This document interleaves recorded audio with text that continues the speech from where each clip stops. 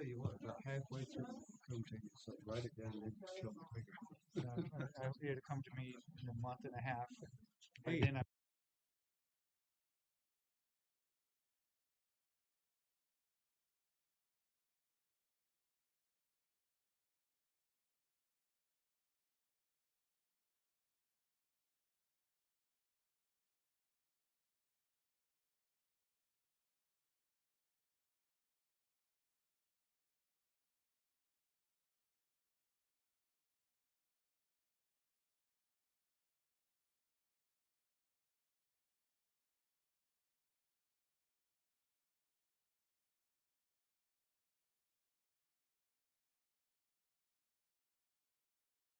Where'd we go? I don't know. We went to Santee. Yes.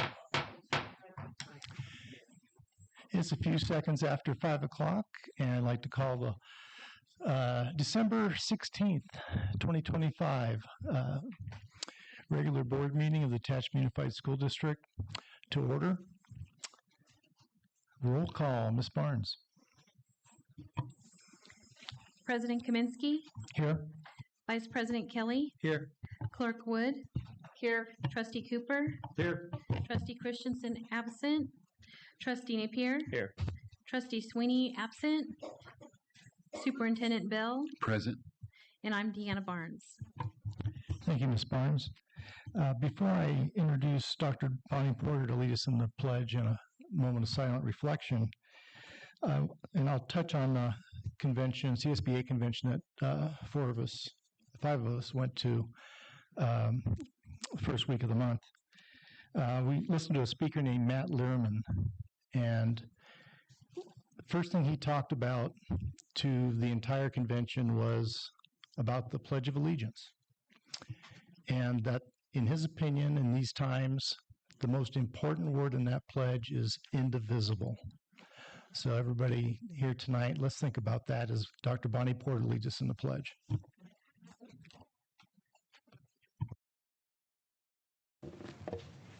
Please rise and join me in the Pledge of Allegiance, followed by a moment of silence. Place your right hand over your heart. Ready, begin. I pledge allegiance to the flag of the United States of America and to the republic for which it stands, one nation, indivisible, with liberty and justice for all. Please remain standing for a moment of silence.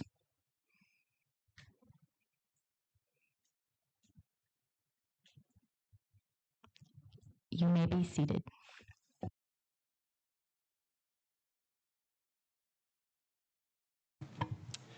Thank you, Dr. Porter. Next item is approval of the agenda. Do I have a motion to approve the agenda as presented? No motion. Kelly a second. It's motion by Trustee Cooper, seconded by Vice President Kelly to approve the agenda as presented. All in favor say aye. Aye. Any nays? Motion carries 5-0. Recognition of Capturing Kids' Hearts student greeters. Superintendent Bell. Yes. Thank you, President Kaminsky. I'd like to extend my gratitude for the Capturing Kids' Hearts readers for the Tehachapi Independent Learning Academy, as well as Dr. Porter, in selecting these fine individuals for their outstanding students. For December, our focus is on do your part, own your thoughts, words, and actions. This month, we're challenging students to reflect on their experiences and take responsibility for how they choose to learn and grow from their experiences. TUSD is proud to partner with families to grow and develop their child's sense of responsibility. We can do this by celebrating our accomplishments, identifying areas that you may want to improve on, and considering new ways to serve others in the days of need. So appreciate that. I'd like to call our greeters up if you wouldn't mind and get a picture with everybody.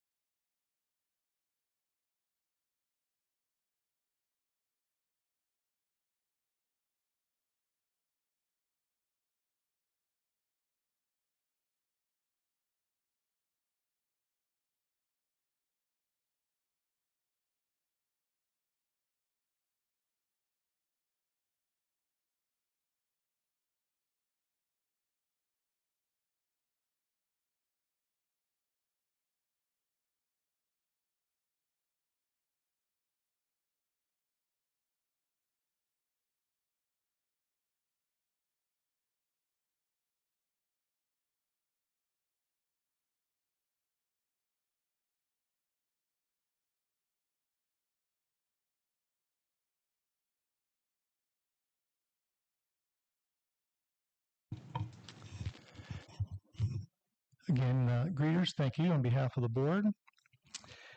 And at this time, I'm going to adjourn at 5:07 to conduct our annual organizational meeting.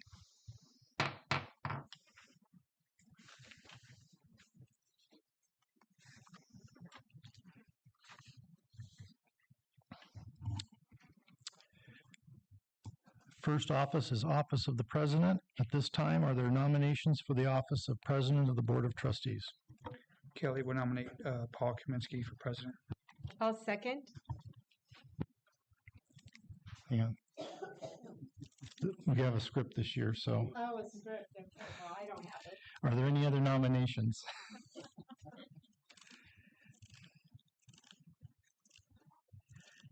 And as the nominee, I do accept the nomination.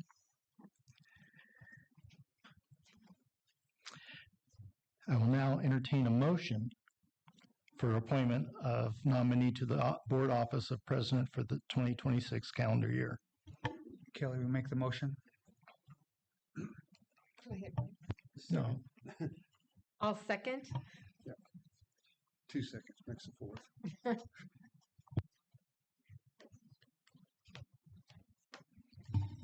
All those in favor? Aye. Any opposed? Motion carries 5-0.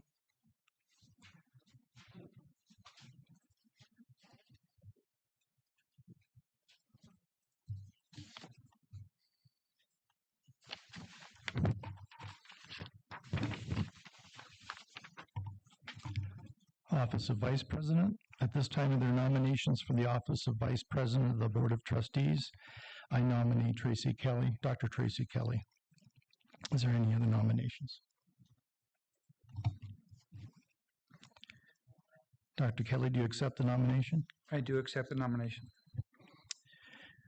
I will now entertain a motion for appointment of nominee to the Board Office of Vice President for the 2026 calendar year.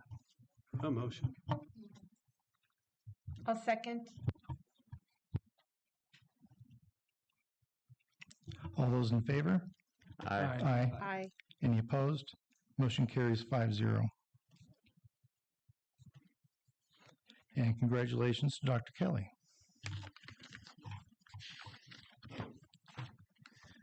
Office of Board Clerk. At this time, are there nominations for the office of clerk to the Board of Trustees? I will nominate Jackie Wood. Are there any other nominations? Hearing none, do you accept the nomination, Ms. Wood? Yes. I will now entertain a motion for appointment of nominee to the office of clerk of the Board of Trustees for the 2026 calendar year. A motion. Kelly, a second.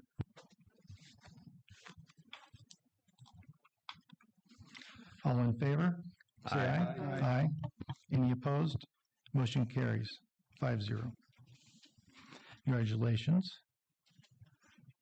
to Mrs. Wood.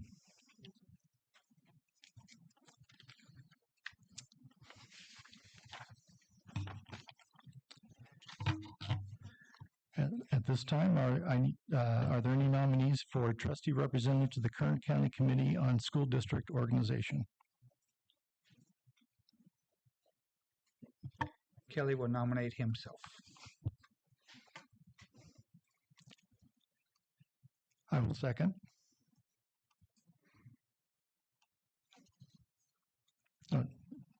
Assuming you are accepting the nomination. Yes, I will accept the nomination. So I will make the motion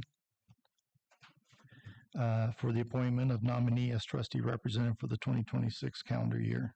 Is there a second? I'll second.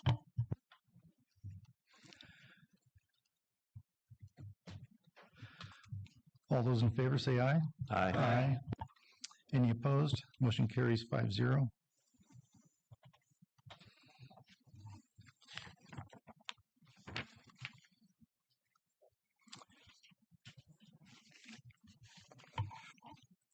And the last item, as far as positions go, is for an appointment of the secretary to the board. That has always been the superintendent. And I don't need a nomination or anything, that Superintendent Brian Bell, you are the secretary of the board, to the board. Thank you. Appreciate that. And then the last item is approval of the 2026 governing board meeting calendar. And Superintendent Bell, did you want to?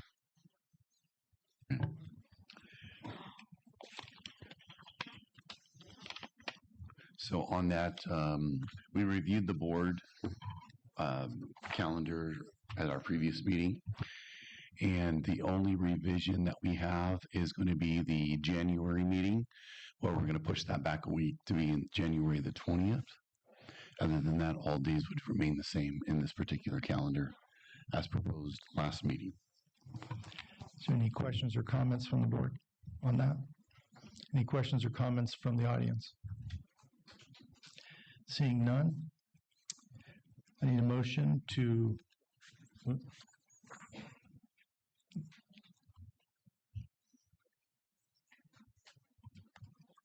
I'll make the motion. hang on, Are you reading something? I wanted to see if there was something to read. I need a motion to accept, to approve the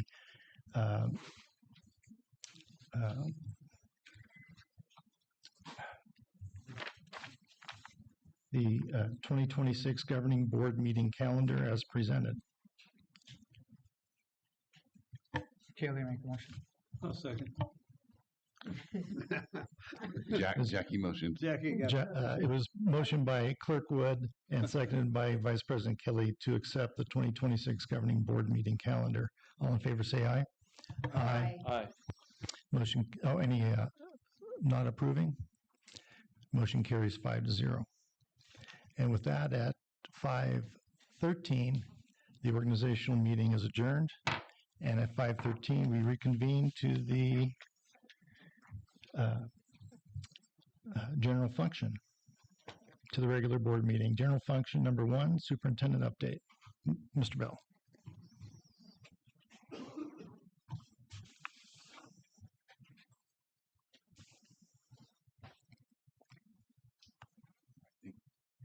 Thank you, President Kaminsky.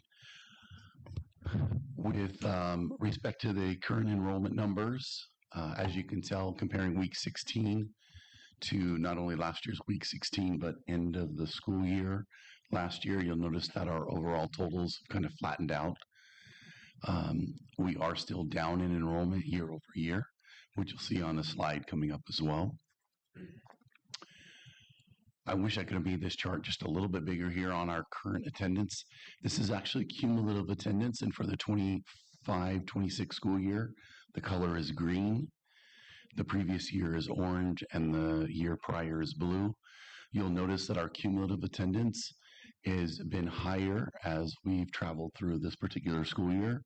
I know our goal is still 95%, but ultimately we've continued to increase our overall average daily attendance. And hoping that our trend stays consistent, we will stay above the orange and blue lines in all the subsequent months as well for cumulative. And the difference on this particular form is that this is our monthly attendance, where we just compare month over month. And again, the 25-26 school year in green continues to be higher than both the prior years. So I wanted to thank everybody for their effort on driving our attendance as well. All right, so little struggle, as you guys can tell. I've got sinus infection here. I apologize for my voice, but you'll notice on the far left, we've got some attendance issues for this week, down to 91 in the orange box. The second box to the left happens to be the attendance of last week at 93.33. And the box all the way to the right is our year-to-date attendance. So last week, our attendance was higher than our overall year-to-date total at 93.27. So excited to see a little bit of growth in our overall attendance on the previous year there. For our attendance incentive winners here for the month of November, the big pink star in the middle, I want to give a shout out to Jacobson Middle School. They have, over the last couple of months, typically just had one classroom that has been a winner.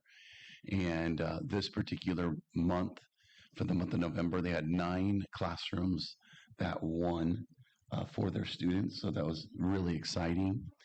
And they only missed Cummings Valley by 0.78 in order to win the banner for the month of November. So kudos go out to all of JMS staff. Really appreciate all of the hard work that they brought in. And you'll notice that some of our other sites struggled a little bit with their attendance. But overall, again, we're still higher than we were in the previous years, according to the last slides. Everybody decided to have something different this year, this week or this month. TK's Pizza, Panda, and then McDonald's for some of the younger subgroups, and they really appreciated that. So I wanted to thank Mrs. Paxton for getting all of those wonderful prizes out to all of our kiddos and our staff. Our bulletin boards are brought to you by Tehachapi High School. THS invites us to the Warrior Wonderland.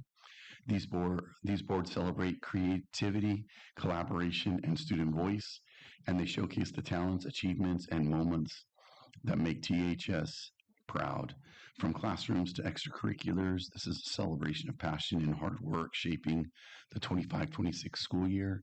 So I invite everybody to stop by and take a look at the calendars before the end of the day here.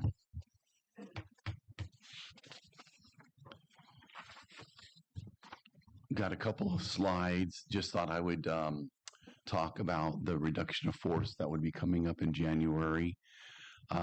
Wanted to make sure everybody was aware that California received $27 billion in state fiscal recovery funds from the American Rescues Plan in 2021, which covered March of 2021 through December of 24.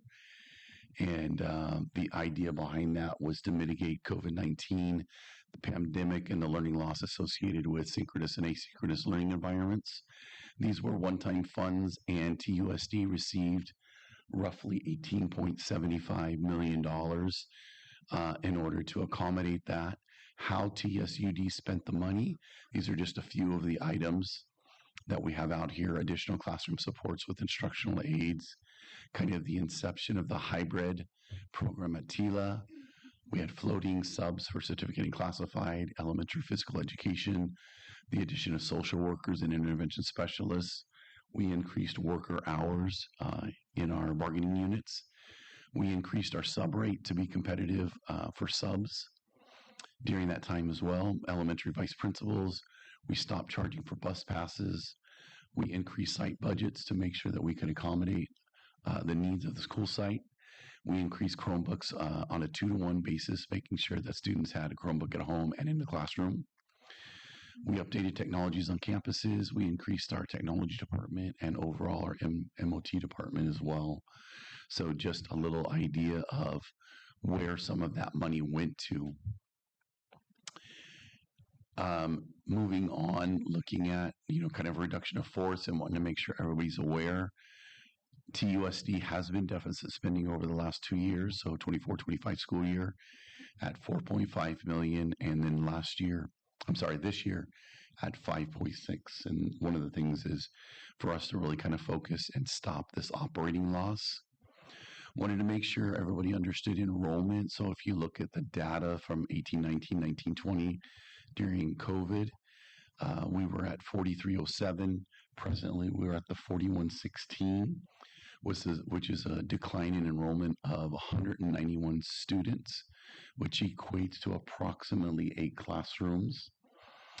And we typically, on average, get about $12,943 of ADA money per student. It is not inclusive of any title or very specific funding for specific subgroups. So the loss of those 191 students equates to a minimum of almost $2.5 million of lost revenue over the last few years. And then overall, our staffing, if we look at staffing in 19-20, we had 447.9 full-time equivalent positions. And this school year, we're at 520.5 full-time equivalent positions, which is an increase of about 78.6 full-time equivalent positions for staff. So when you take all 3 of those scenarios, kind of group them together, This is kind of the reason of all of us looking at how do we change our ways and get a more balanced budget, right? Expenditures equal revenues as they come in. Overall, just want to let everybody know that layoffs, right, are about looking at the efficiencies of the district, and they are an elimination of a position and not of an employee. Things that could change these items would be obviously the unease of the state budget and the governor's budget, which comes out, the May revision comes out, which could affect the overall layoffs. The difference between preliminary layoffs and permanent layoffs, and this is going to be critical to where we are over the next few months. Preliminary layoffs are the possibility of a position ending, and it's important that we follow Ed Code and notify all certificated and classified members by that March 15th deadline. So we will eventually get to that point in making sure that we notify all of the parties necessary that we need to notify. The one thing to remember is that the layoff notices, the preliminary layoff notices that go out March 15th may not be the same subgroup that are the permanent layoffs, which happen on May the 15th. And then ultimately we'll bring to the board the final list of permanent layoffs. So just wanted to let everybody know that the district team has been working diligently to analyze the district in overall, and that we will bring 3 different versions to the board and to the associations about options for us as we move into the 26-27 school year. So, final slide here, just upcoming events. Wanted to let everybody know we've got winter break coming up at the end of the week. We've got a facility advisories committee. We've got our regular board meeting, which moved to January the 20th, and then we have a snow makeup day on January the 16th. And that is all I have for you all. Thank you. Thank you, Superintendent Bell. Any questions or comments from the board? All right. TAT update, Ms. Bowman. Ms. Armstrong.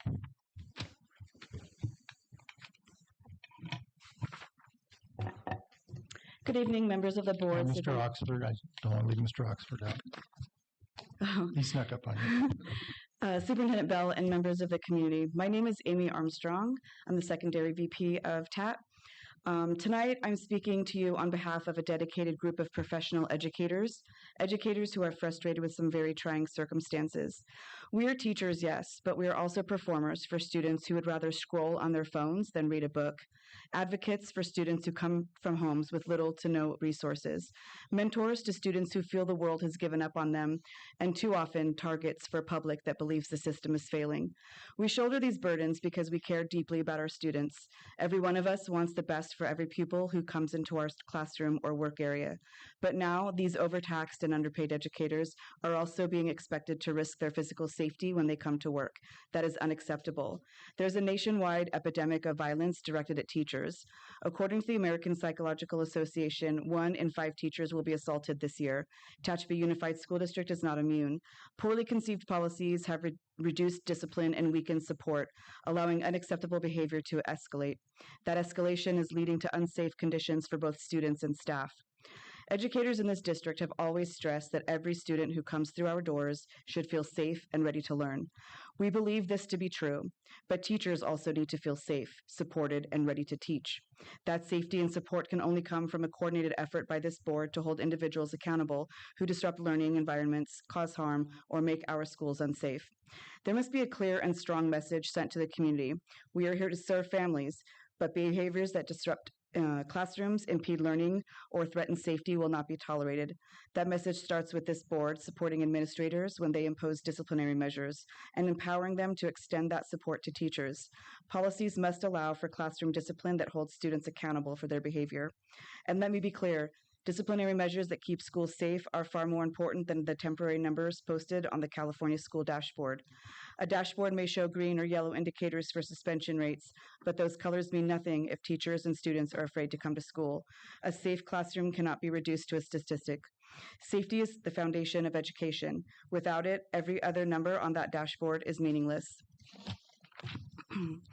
Members of the board, when we have educators leaving the profession in a mass exodus and very few willing to answer the call to become teachers, especially with the disrespectful removal of teaching as a professional degree, making it harder for candidates to get funding to become teachers, we cannot afford to allow unsafe conditions for the precious few who remain, conditions that may drive quality educators to early retirement or to seek employment elsewhere.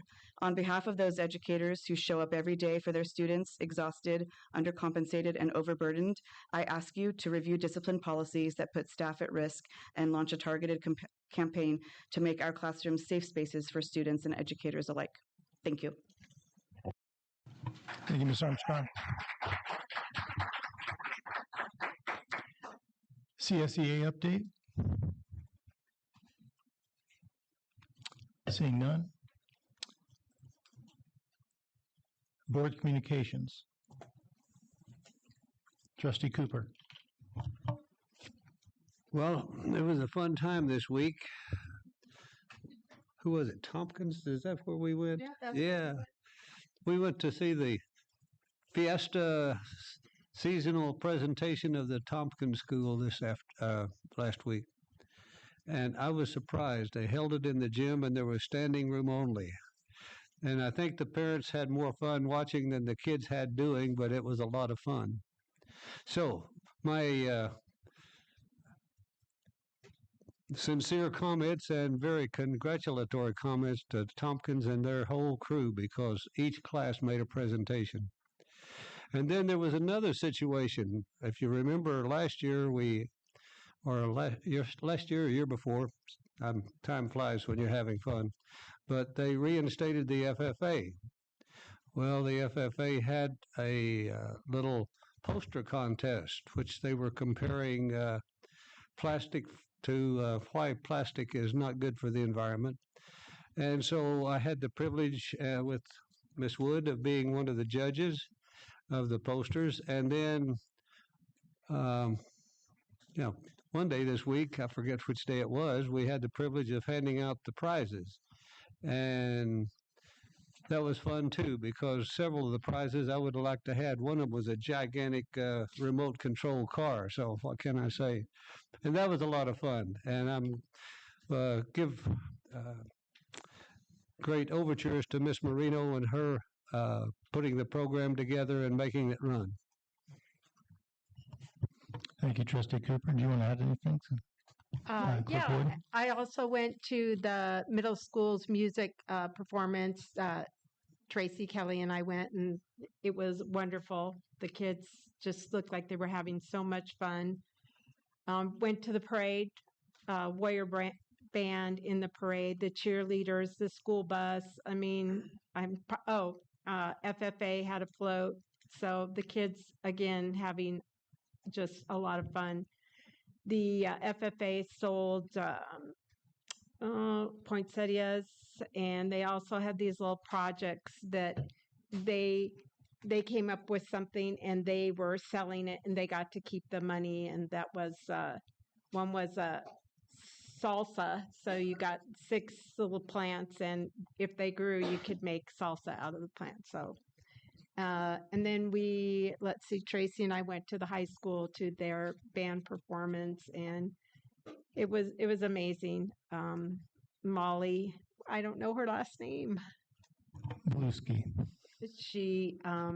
She's only been here for a year, and it was amazing. There's 45 kids in the choir, and I don't know how many in the band, but it was 70 in the band.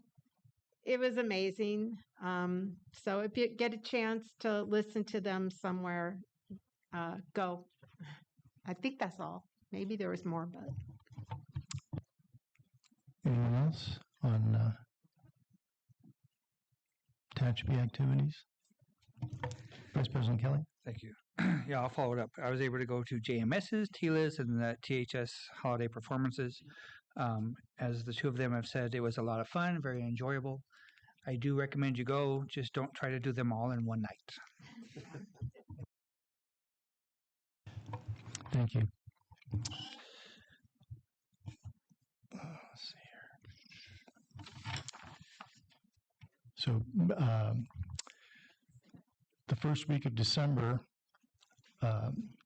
myself, Vice President Kelly, Trustee Christensen, and Trustee Sweeney went to the California School Board Association convention. This year was in Sacramento. And on the 2nd, I attended the full-day board presidents workshop, which was for current board presidents, aspiring board presidents, and superintendents. The main topics covered were agendas for meetings, handling public comments, and dealing with disruptive behavior at board meetings. It was run by a current superintendent and a past one with many years of experience. We were joined for an hour and a half in the afternoon by 2 attorneys from CSBA who answered questions. The first session on Wednesday was a general session featuring 5 candidates for governor in next November's general election. They discussed obviously, education topics. Participants in the forum were Chad Bianco, Riverside County Sheriff, formerly Assembly Member Ian Calderson, current Superintendent of Public Instruction Tony Thurman, Antonio Villagrosa, former Mayor of Los Angeles, and former State Controller Betty Yee. And let me interrupt myself. At 5:32, Trustee Sweeney made the trip up the hill from work. In the late morning, I attended a session on artificial intelligence policies. The 4 panelists were from the CSBA AI Task Force. And for your information, CSBA's position is to allow AI with restrictions for students and employees. Mid-afternoon, I attended Advancing School Finance Skills for Board Members put on by a CASBO official, which is California Association of School Business Officials. Mr. Intezari's one, correct? No? You're not in CASBO? Well, members. Yeah, you're a member. Yeah. And 3 CBOs / assistant superintendents.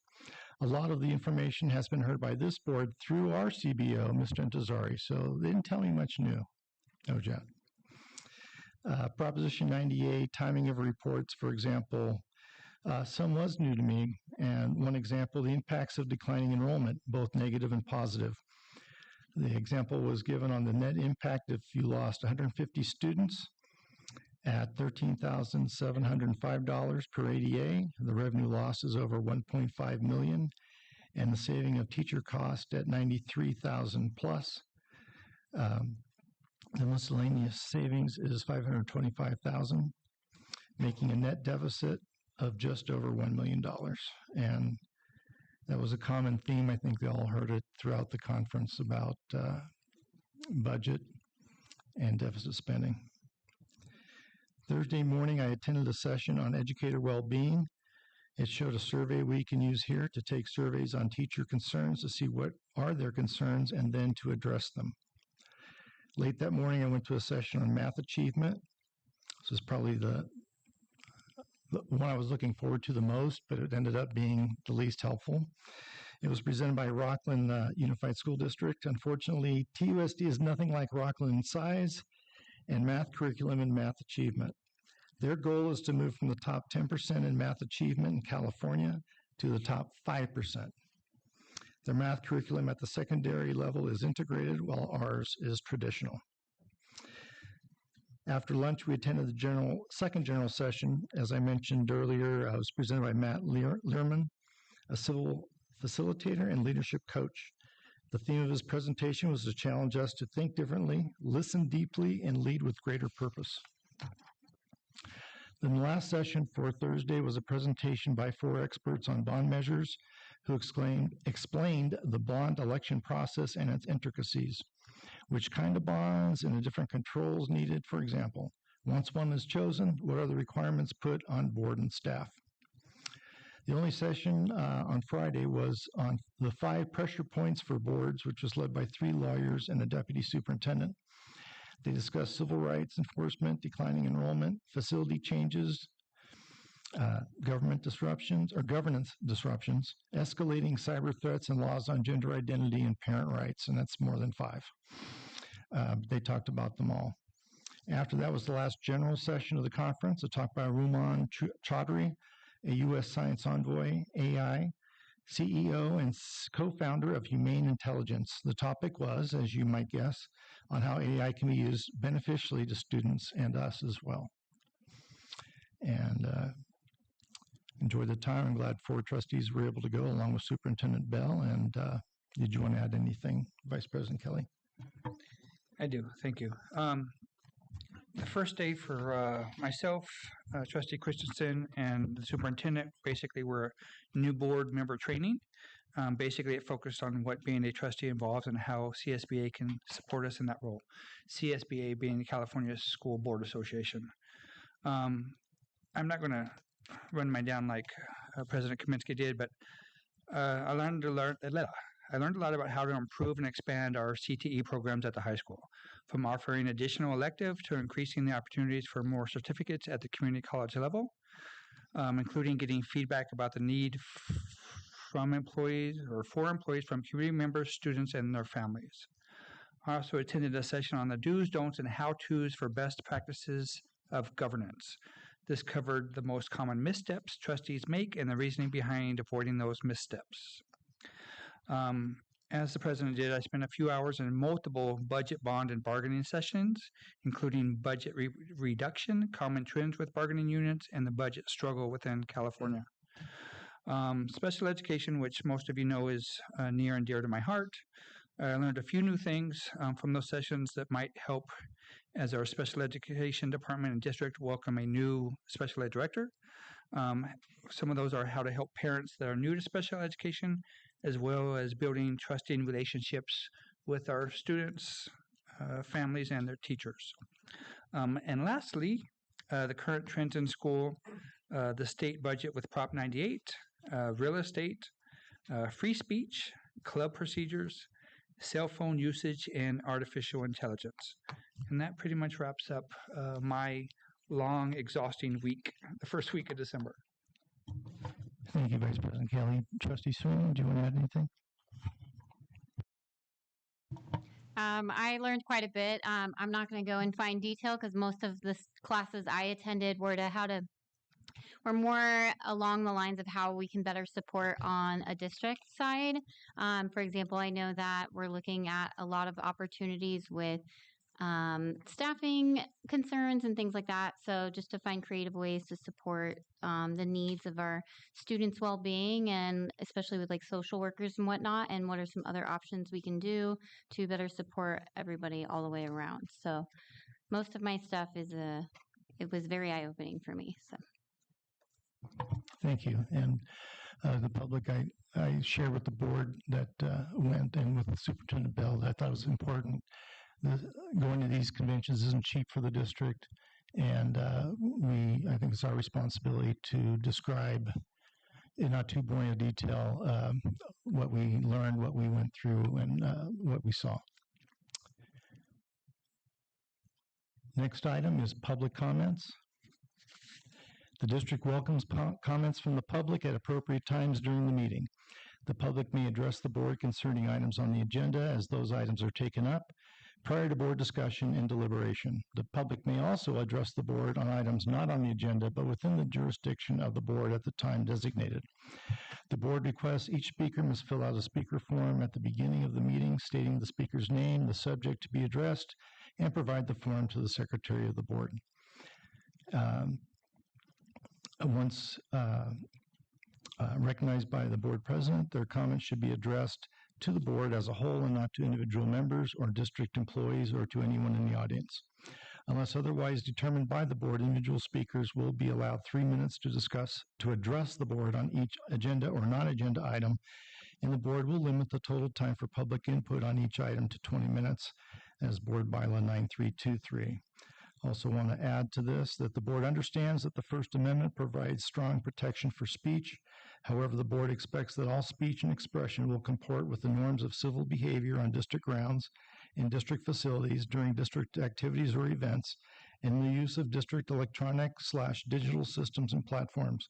Civil behavior is polite, courteous, and reasonable behavior which is respectful to others and includes integrity, honesty, acceptance, timeliness, dependability, observance of laws and rules, and effective communication. and that's from Board Bylaw 1313. First speaker tonight is Logan Logan Reel.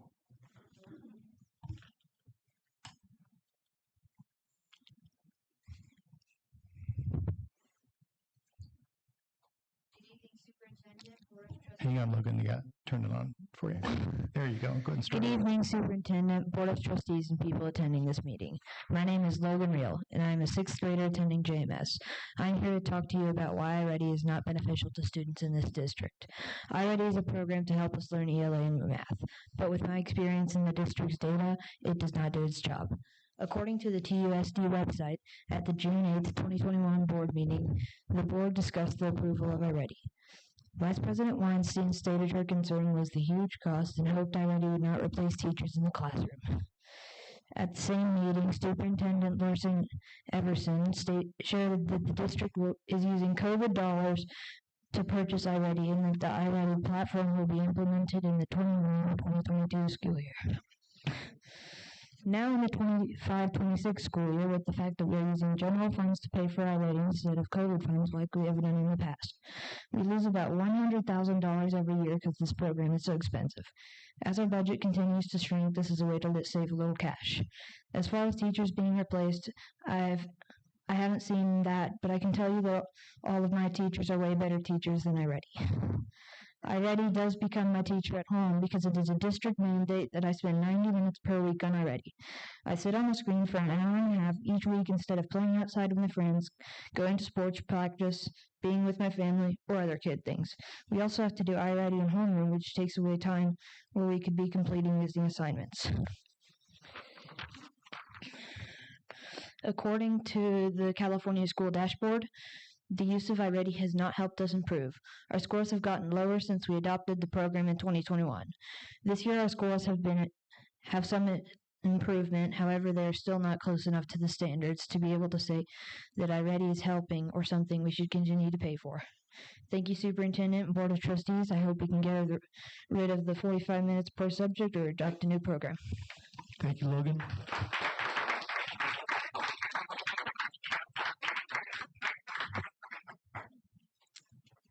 Emmett Williams.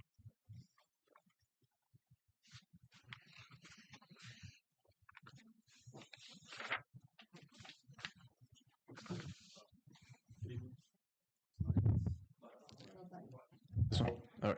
Good evening. My name is Emmett Williams, and I'm a dual enrollment student at Tehachapi High School through the Saracosa and Tehachapi Unified Program. I'm not here to discuss individual grades or instructors, but I am here to raise concern affecting multiple students. Approximately 15 dual enrollment students are currently facing academic dishonesty for AI-related accusations connected to one course. Turnitin itself states that AI detection is probabilistic and should not be used as the sole basis for disciplinary action. Students are being advised by Saracosa administration to escalate these concerns, which suggests that this may be a systematic issue rather than an isolated misconduct. We are asking for district-level oversight in coordination with Saracosa to ensure due process, consistency, and fair application of academic integrity policies for dual enrollment students. I want to note that school administrators have been supportive and responsive.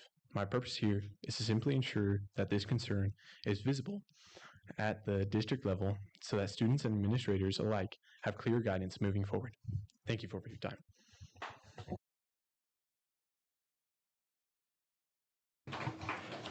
Thank you, Emmett, and I will probably be addressing this with future items. Okay, thank you.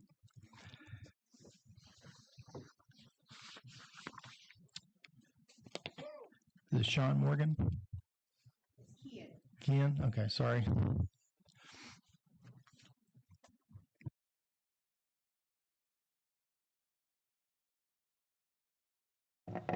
Sorry. Good evening. I'm Kian Morgan. I'm a senior at Tehachapi High School in a dual enrollment English class. You mentioned that you attended a task group about AI and some level of policies within it. I'm not sure what extent that affects the students, but I'm here to also talk about the AI checkers. I have heard of no less than 15 students who have received a 0 on their final English essay, including myself, and it seems very inaccurate and almost insulting. I spent many hours working on this essay just to ultimately receive a 0 and a mark of academic dishonesty because it was allegedly 55% AI written. I had to talk to many higher levels of authority, including my teacher, in which I'm still awaiting a final decision on the matter. The sites that were used were Turnitin and Originality AI. I just ask that these sites would be better developed to better the outcome and uphold the integrity of the students, or that a new program or system is put into place. Thank you for your time. Thank you, Ken.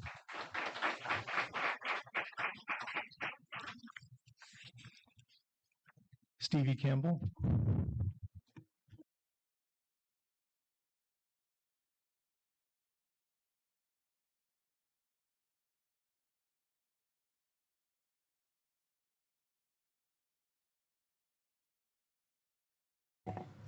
Oh, there? Okay. I do not expect to do as well as any of the kids you have heard from today.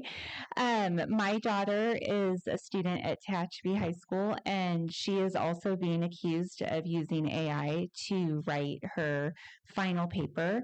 I can assure you she did not. Because I watched her work on this paper for hours and hours and heard her talk about it and watched her research it and the whole bit. So I know she didn't use AI. I am just very confused about what we should do moving forward. Because it seems a little unclear on what we should do, especially because it's a dual enrollment situation, and we are talking to Saracoso and we are talking to administration at Tehachapi High School, but we're not really getting anywhere. So just as a parent, I was wondering if you can offer any insight on what I or other parents can do to help move this situation along, since I think most of the kids involved in this are all seniors and they are all dealing with college admissions. They're all coming off of turning in all of their college applications. And of course, that's a really stressful process. And then now to literally have their character called into question is seriously offensive. I mean, us as adults, if we spent weeks and weeks working on something, and then we basically just had someone throw it in the wastebasket and say, sorry, this is a 0, you're academically dishonest, and that's the end of it. And I don't know what to tell you. It's really unfair to these kids. So I hope you can possibly give us some direction. I don't know. That's why I'm here tonight, but thank you for your time. Thank you, Ms. Cameron. Has this been brought to your attention earlier? No. Okay. No, not yet. So The superintendent will look into it. All of you that commented on the AI, and as a board, we have, like I mentioned before, I'm going to put this on future items, and we need to go into our AI policies that we do have in place and refine them as needed with the help of CSBA. Any other I'd like to give a little I'm sorry. further instruction to the superintendent. If you can be the liaison between the high school students and Saracoso, if you can kind of be their go-between there. So I know it's a little bit of an odd situation. They go to high school here, but they don't necessarily have direct contact with Saracoso as face-to-face. So if you could work with him on that, I'd appreciate it. So those of you who do not have his contact info, it's on the website, or you can meet him after or between, if we take a break. He can set something up with you guys. Thank you, Trustee Napier. Were there any other public comments? All right. Consent agenda. In order to promote efficient meetings, the board may bundle a number of items and act upon them together by a single vote through the use of a consent agenda. Consent items shall be items of a routine nature and items for which board discussion is not anticipated and for which the superintendent recommends approval. When any board member requests the removal of an item from the consent agenda, the item shall be removed and given individual consideration for action as a regular agenda item. Does any trustee wish to pull any of the consent agenda?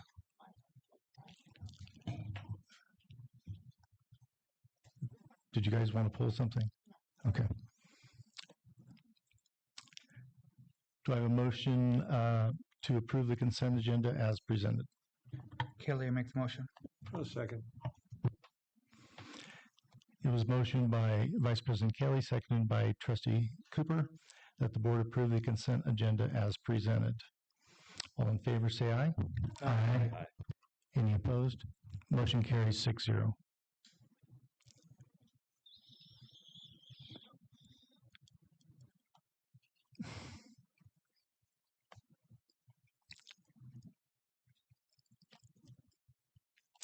Discussion information items. Number 1, information item, California School Dashboard Report. Mrs. Paxton. Good evening. What? Oh, I'd love that. Thank you.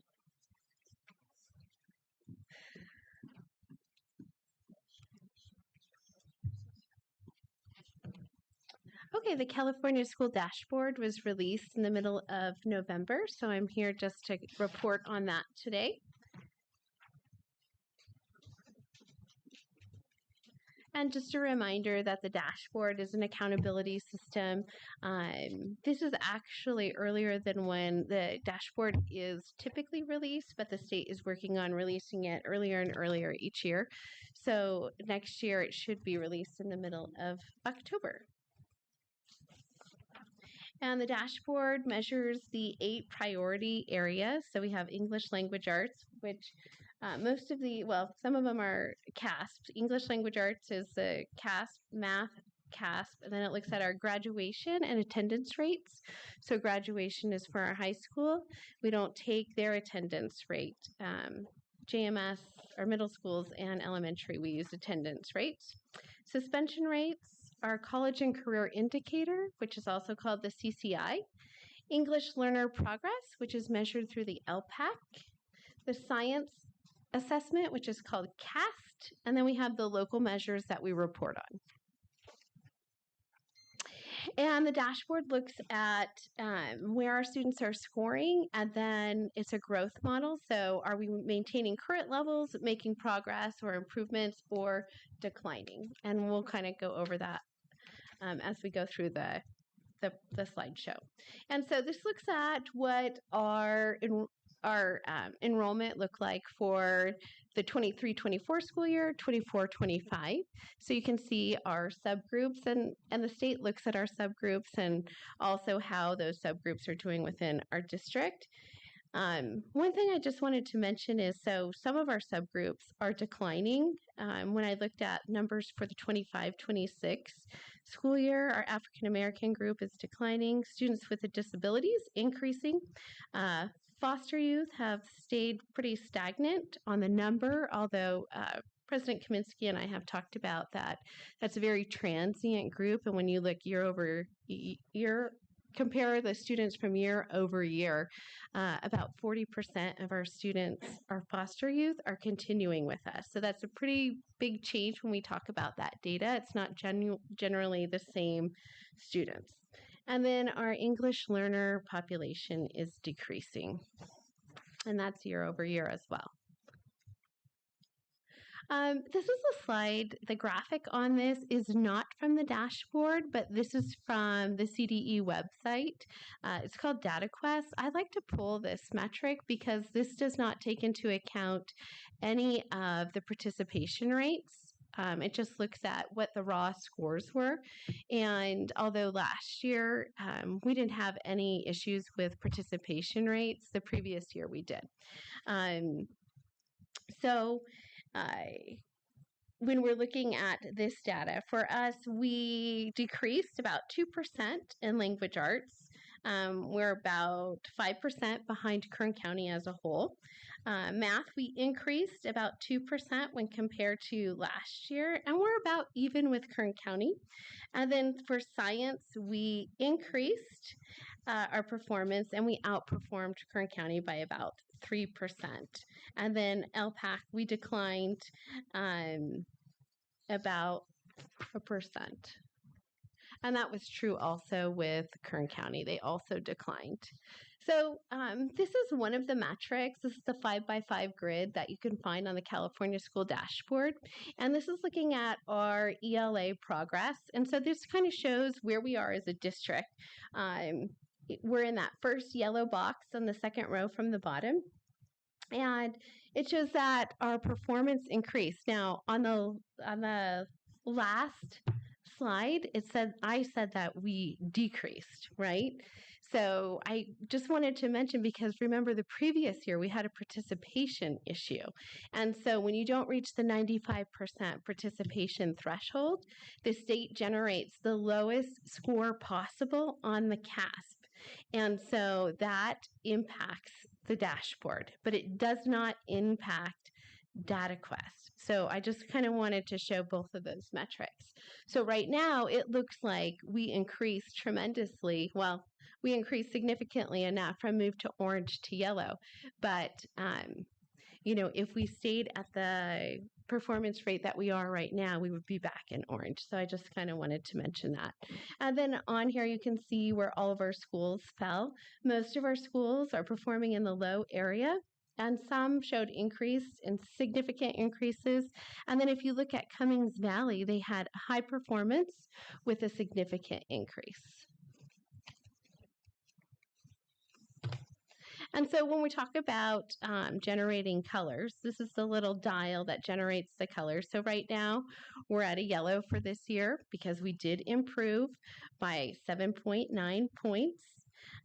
We had about a little over 60% of our students met or exceeded on this assessment, which was a decline of about 13%. We did have the area where we struggled the most and had a significant decline was in the area of reading. We declined about 20%. So we did have 2 student groups with a red indicator. Those were our English learners and foster youth. Orange indicators are long-term English language learners. Those are students who have been identified as an English learner for 6 years or more, and then students with disabilities. But we did have some students that did show growth. And so this is our 5x5 for the area of math. And you can see as a district, we showed a significant increase, although we're still performing in the low area. Cummings Valley, again, was performing pretty well. They are in the medium range, and then they also increased. So when we look at the dial that generates the colors, we had 2 groups in red, but I just wanted to mention that last year we had 4 student groups in red. We had our English learners, our homeless students, our LTELs, and our socioeconomically disadvantaged. So those students did move out of that group, and currently we have our English learners and foster youth. In our orange indicator, we had our Hispanic group, our long-term English learners, socioeconomically disadvantaged, and students with disabilities. Our weakest area in math is concept and procedures. And then the next metric is our graduation rate. So our graduation rate has been consistently high, and that is true. You see that we're maintaining that. We had a slight decrease, actually, but you have to have a decrease of over 2% to move in the metric. And so our decrease was very minor. So we stayed in the green with a high graduation level. When we look at the colors here, our student group that's in orange is our homeless youth. When we look at last year's data, we haven't had a group in red.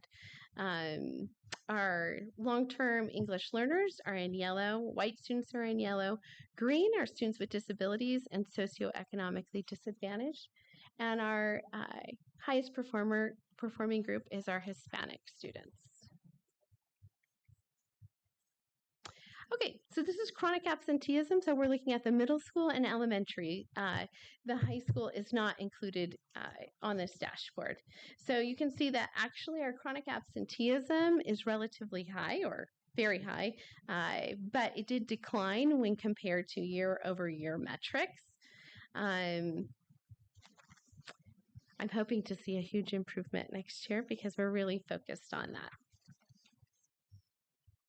So we declined, our chronic absenteeism declined by about 4.5% when compared to the previous year. We've continued to see improvements in that area. In 23-24 school year, 30% of students were identified as chronically absent, which was a decline from the 22-23 school year of about 4.5%.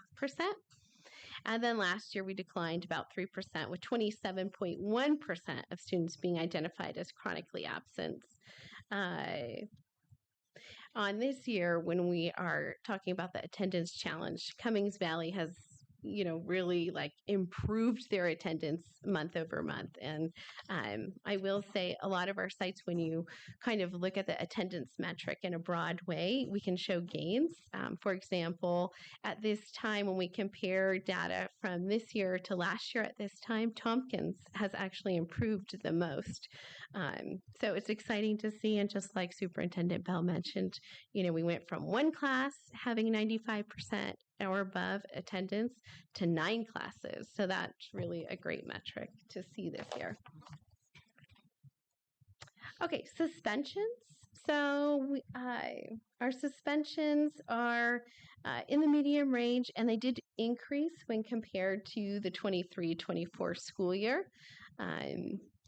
TILA is the leader there, but many of their students are not on campus every day. So but Cummings Valley also is in the blue area. We did have a group that generated a red indicator, African American students. They have generated a red indicator previously, and they continue to do so. On this metric, it shows that 2.8% of our students have been suspended at least one day during the 24-25 school year, which was an increase of about 0.5% when compared to the 23-24 school year. Our students with disabilities moved from yellow to orange, and socioeconomically disadvantaged and white students moved from green to orange, and foster youth moved from orange to yellow. One of the things on this metric, though, is I just want to mention that some of these groups, like African American, it's a very small group, and so one suspension can show a really high percentage. And so it's something that we continue to focus on. Okay, this is the college and career indicator, and this is one that consistently we've seen really great improvements year over year.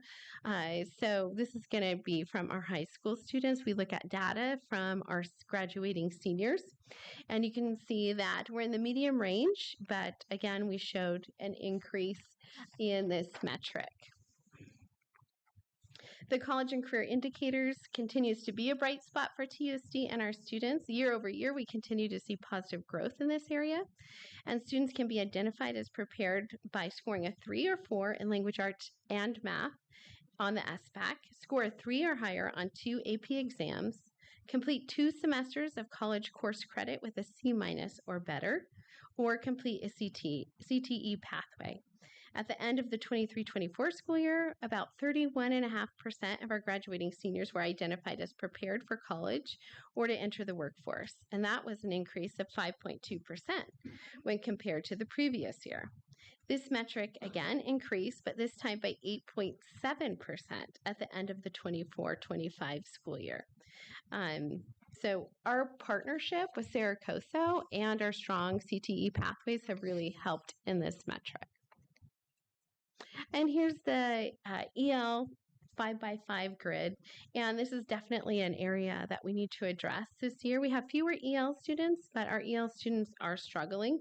Our performance declined, and we are performing in the low area.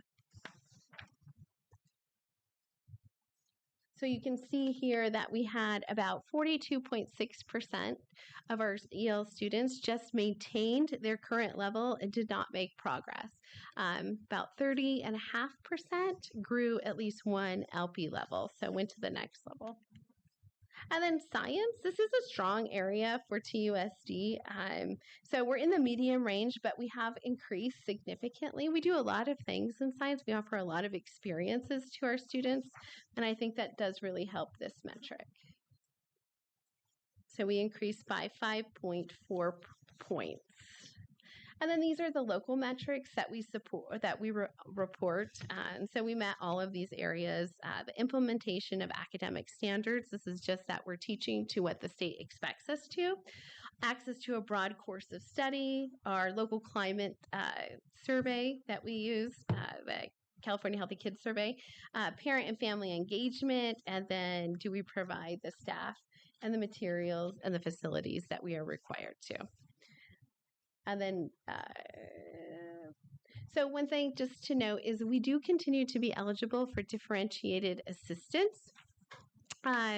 Every time you're identified by the state for differentiated assistance, it means that you continue to be identified for 2 years. So you have to kind of start over in that timeline. So in 2024, we had 2 groups that identified us for differentiated assistance. And that was our homeless and LTELs, and that was in the area of CASP and the College and Career Indicator. In 2023, we had 2 groups in differentiated assistance, which was foster youth and LTELs. And then in 2022, we actually had 5.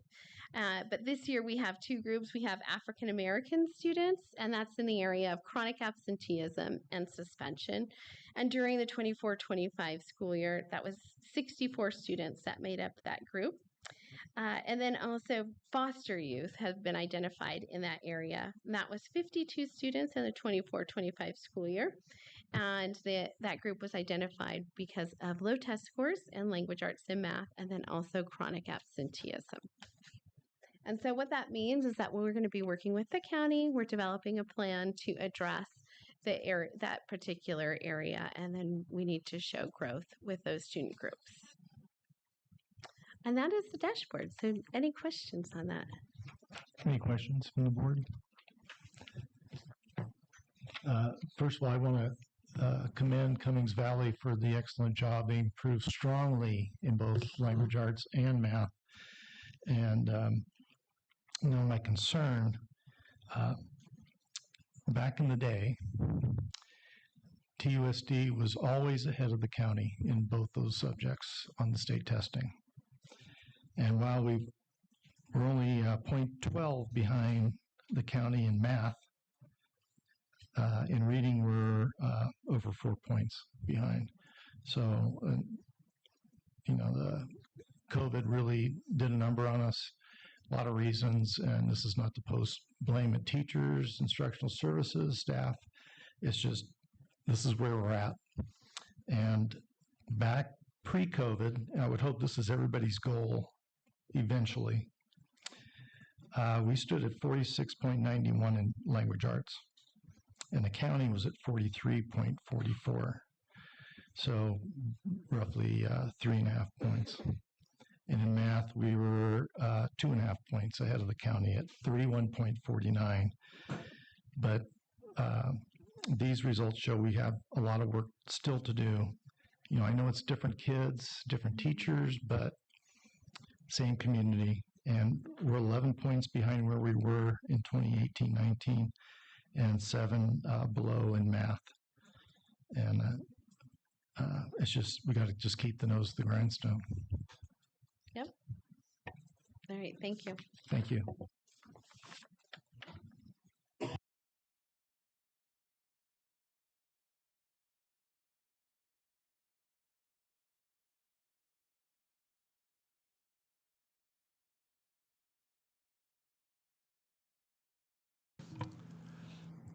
It seems like we need a 10-minute break. So I'm going to adjourn the meeting at 6:10.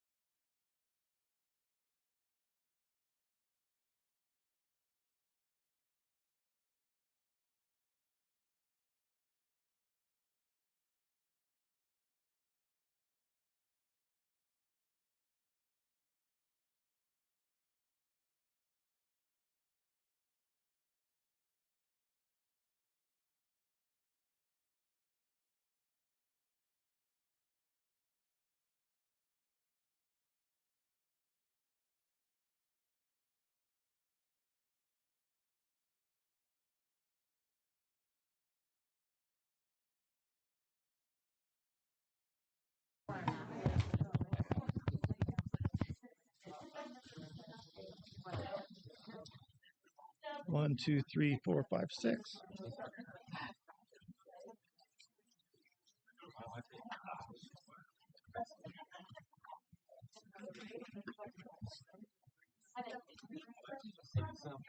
Oh.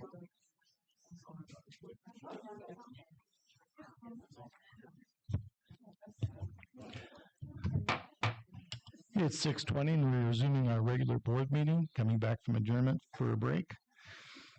And we move to new business. Number 1, first read of new board policy, BP 1330.25, weight room and fitness equipment use. Superintendent Bell, do you want to comment on this?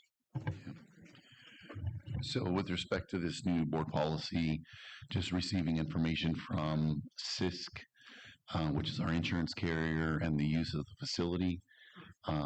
They had asked us to put together a board policy that would outline the expectations of our weight room moving forward. So this would just be our first reading. Okay. Any questions or comments from the board? And I'll note I think it's board policy 1310 does address this as all district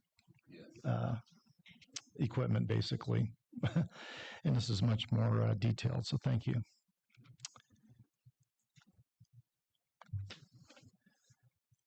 And item number 2, first read of coursework, aerospace engineering.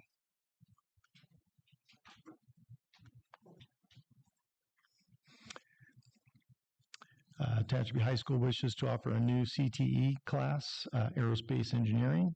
This course would allow students to explore the principles of flight, aerodynamics, propulsion, space travel, and UAV systems through hands-on projects and collaborative problem solving. Students will gain practical experience with the engineering design process using industry-relevant tools.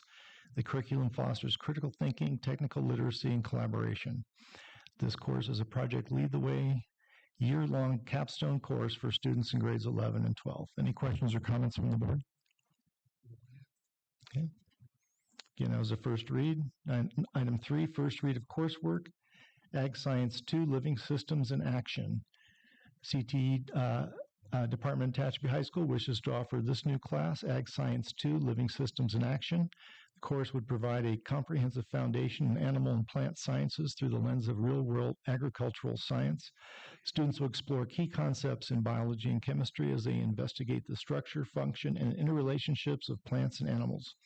Emphasis is placed on understanding how biological processes and chemical principles influence agricultural production, environmental stewardship, biotechnology, and resource management. This is a year-long G elective course for students in grades 10 through 12. Any questions or comments? Item 4, first read of coursework for future educators.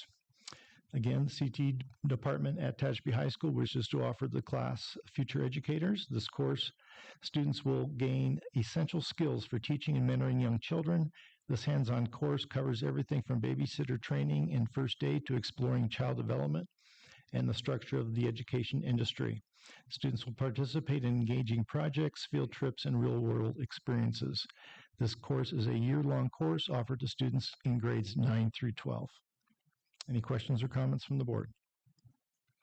Moving on to item 5, first read of coursework, Future Educators Mentors. CTE Department at Tehachapi High School wishes to offer a new class, Future Educators Mentors.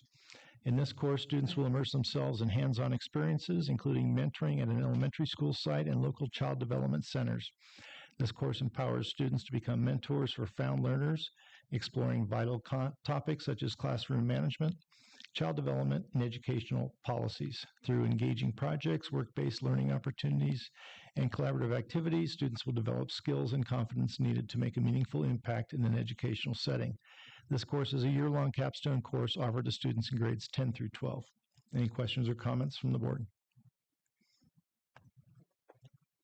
And first read, 2026-2027 Student Attendance Calendar.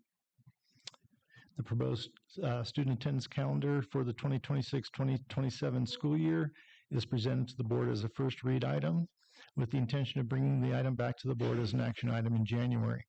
The proposed calendar was developed by this year's calendar committee, composed of classified team members Janet Liebengood and Leslie Lloyd, certificated team members Kim Ross and Marion Swenson, and management team members Claire Ray and Dr. Roxanne Romero. Following the development of the calendar, the draft was shared with leadership teams from both CSEA and TAT, both of which have approved this calendar. Any questions or comments from the board? Any questions or comments from the audience? Okay. Item 7, approval of the Avid tutor job description.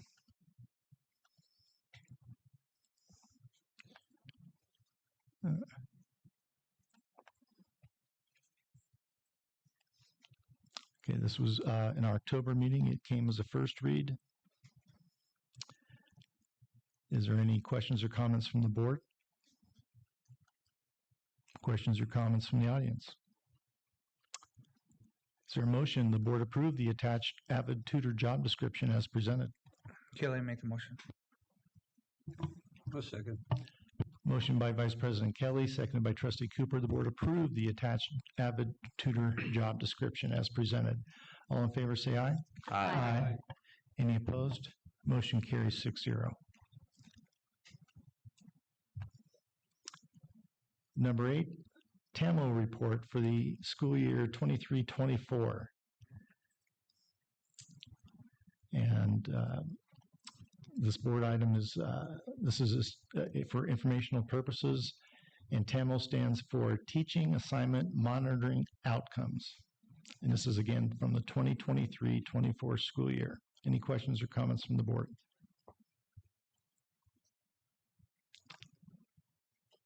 Number 9, approval of grades 9 to 12 mathematics curriculum for 30-day public review. Tehachapi High School has convened a committee comprised of administrators and teachers to evaluate curriculum choices.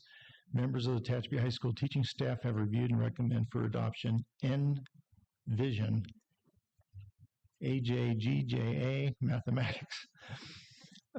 That's a California Line High School math program covering Algebra 1, Geometry, and Algebra 2. It emphasizes conceptual understanding, problem-based learning, and real-world applications supported by interactive digital tools. The program includes built-in differentiation and adaptive practice to meet the needs of diverse learners. Its structure promotes student engagement through modeling tasks and mathematical discourse. It is designed to build strong standards-aligned skills that prepare students for college and career pathways. Any questions or comments from the board? I have a question. For those students who have not, I forget the name of the course, that are still basically in Math 8 at the high school level, is there a separate?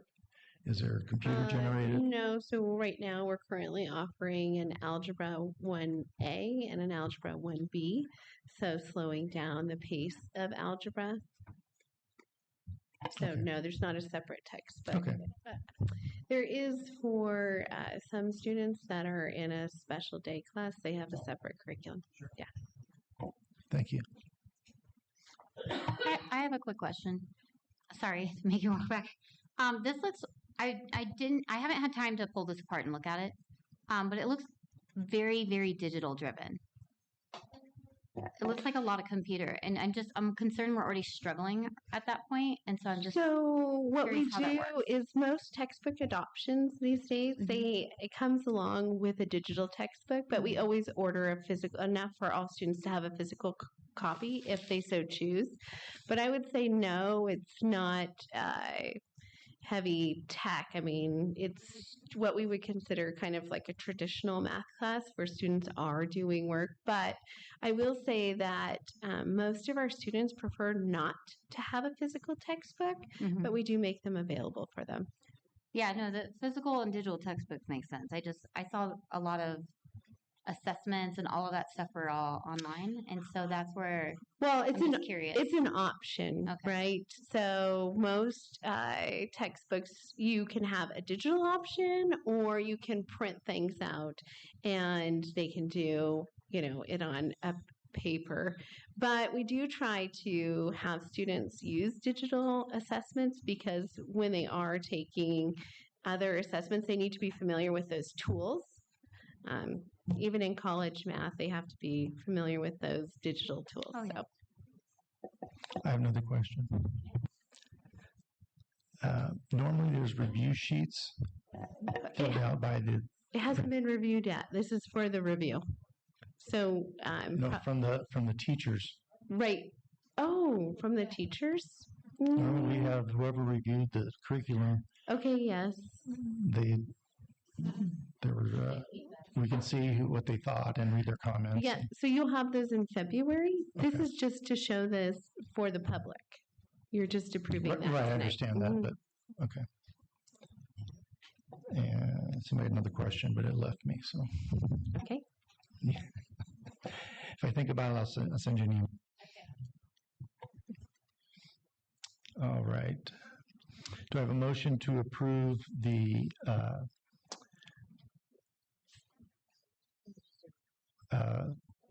following grades 9 to 12 mathematics curriculum for 30-day public review? Kelly, make the motion. I'll second. There's a motion by Vice President Kelly and seconded by Trustee Cooper that the board approve the grades 9 to 12 mathematics curriculum for 30-day public review as presented. All in favor, say aye. Aye. Aye. Any opposed? Motion carries 6-0.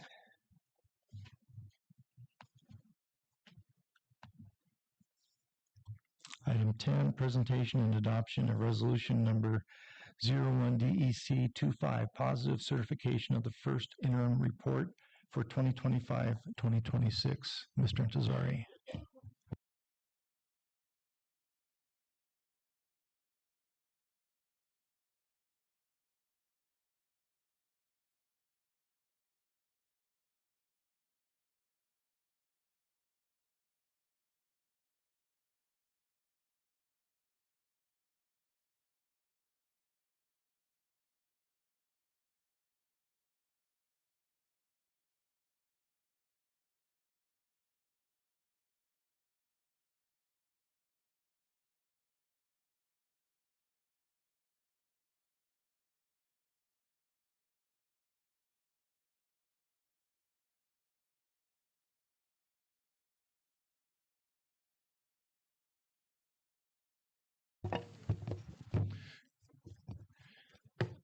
Good evening, board and members of the public. Thank you very much. My name is Hojat Intezari. I am the Chief Administrator of Business Services for Tehachapi Unified School District and honored to serve as your Chief Business Officer.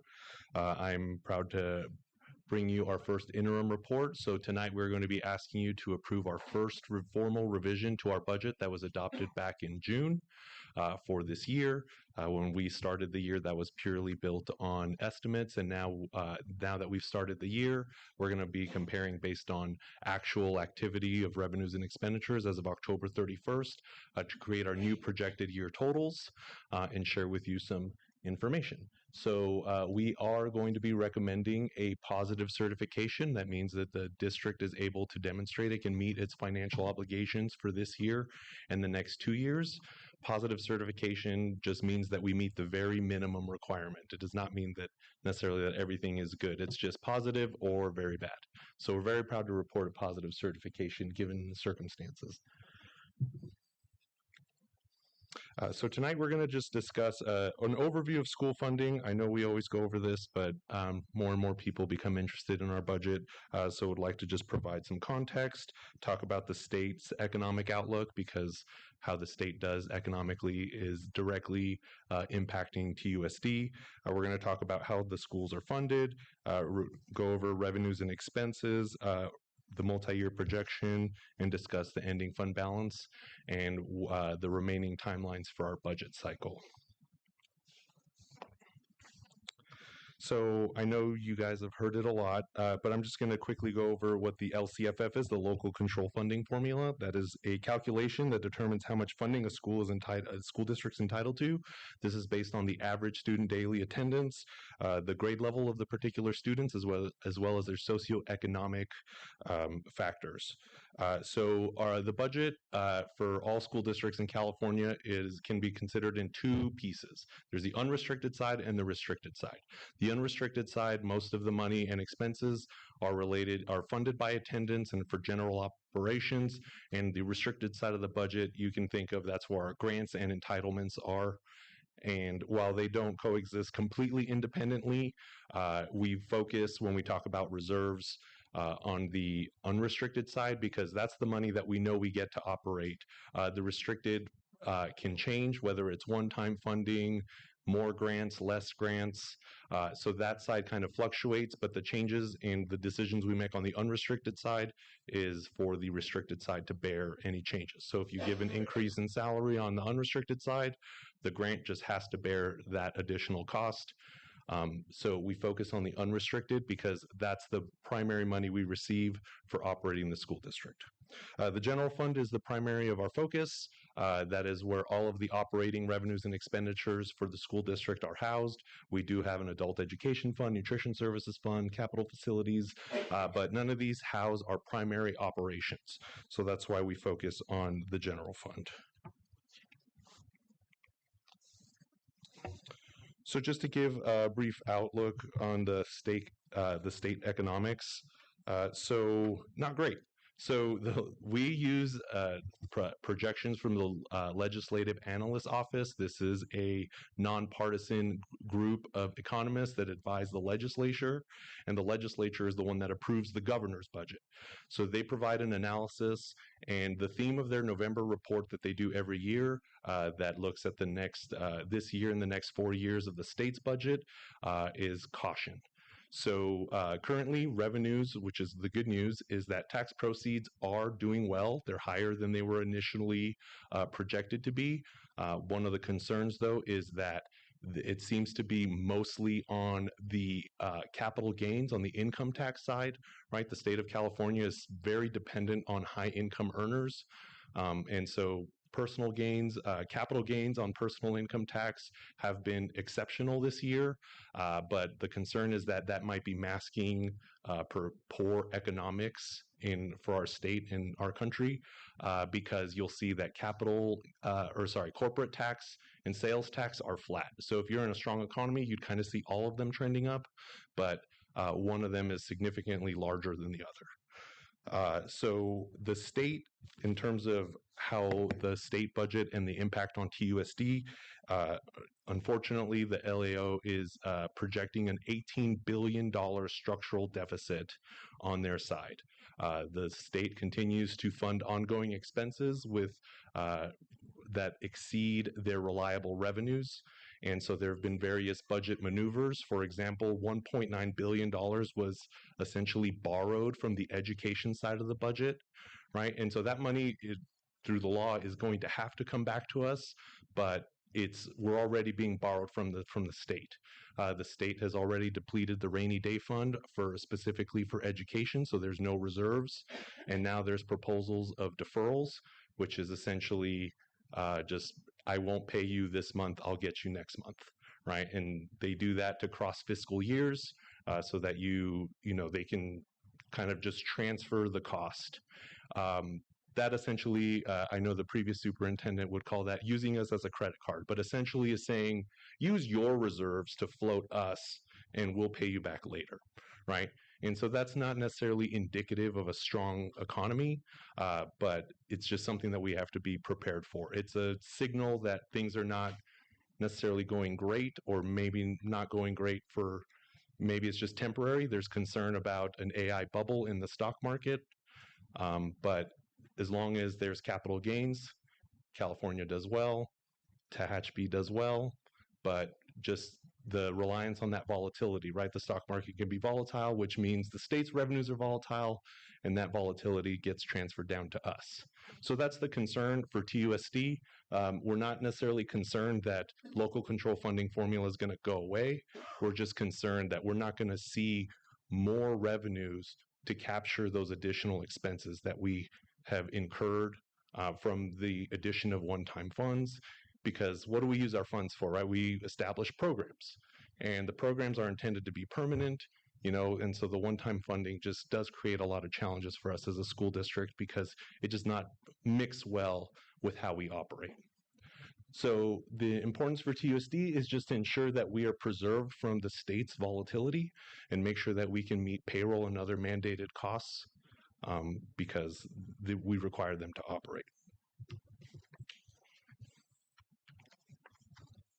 So just a quick overview of our total revenues.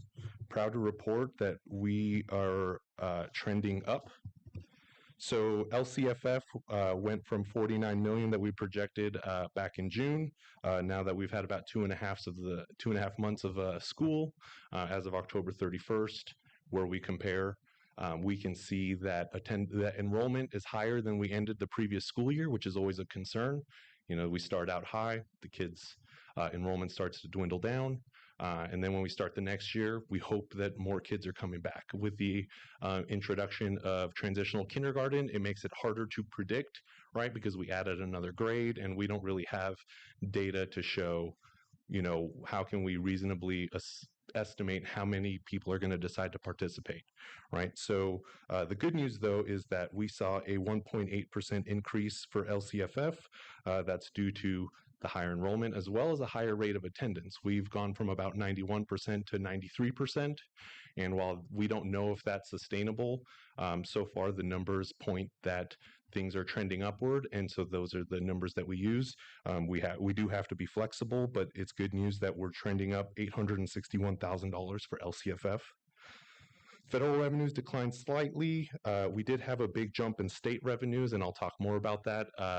We did, I believe, presented that there are some one-time dollars that the state was alluding to, but it was not enacted when we adopted the budget. So because it wasn't permanent, we didn't include it. Now that it's real and we've received our apportionment, we've built it into the budget, and I'll share a little bit about that. In terms of other revenues, we project a small increase. And so our 5.7% increase in revenues is about $3.5 million, which is really good news. Any questions about revenues? No? Great. Okay, going on to expenditures. So these are our combined expenditures, right? The unrestricted side and the restricted side. And so when we estimate, when we adopt the budget, right, there's no data. We have to use kind of the information we have. We don't know who's retiring. We don't know if there are new teachers, what step they're going to come in at, right? So just based on estimation, we think we're tracking pretty close. Happy to see that there are some savings. A lot of that has to do with reductions for positions if they're vacant.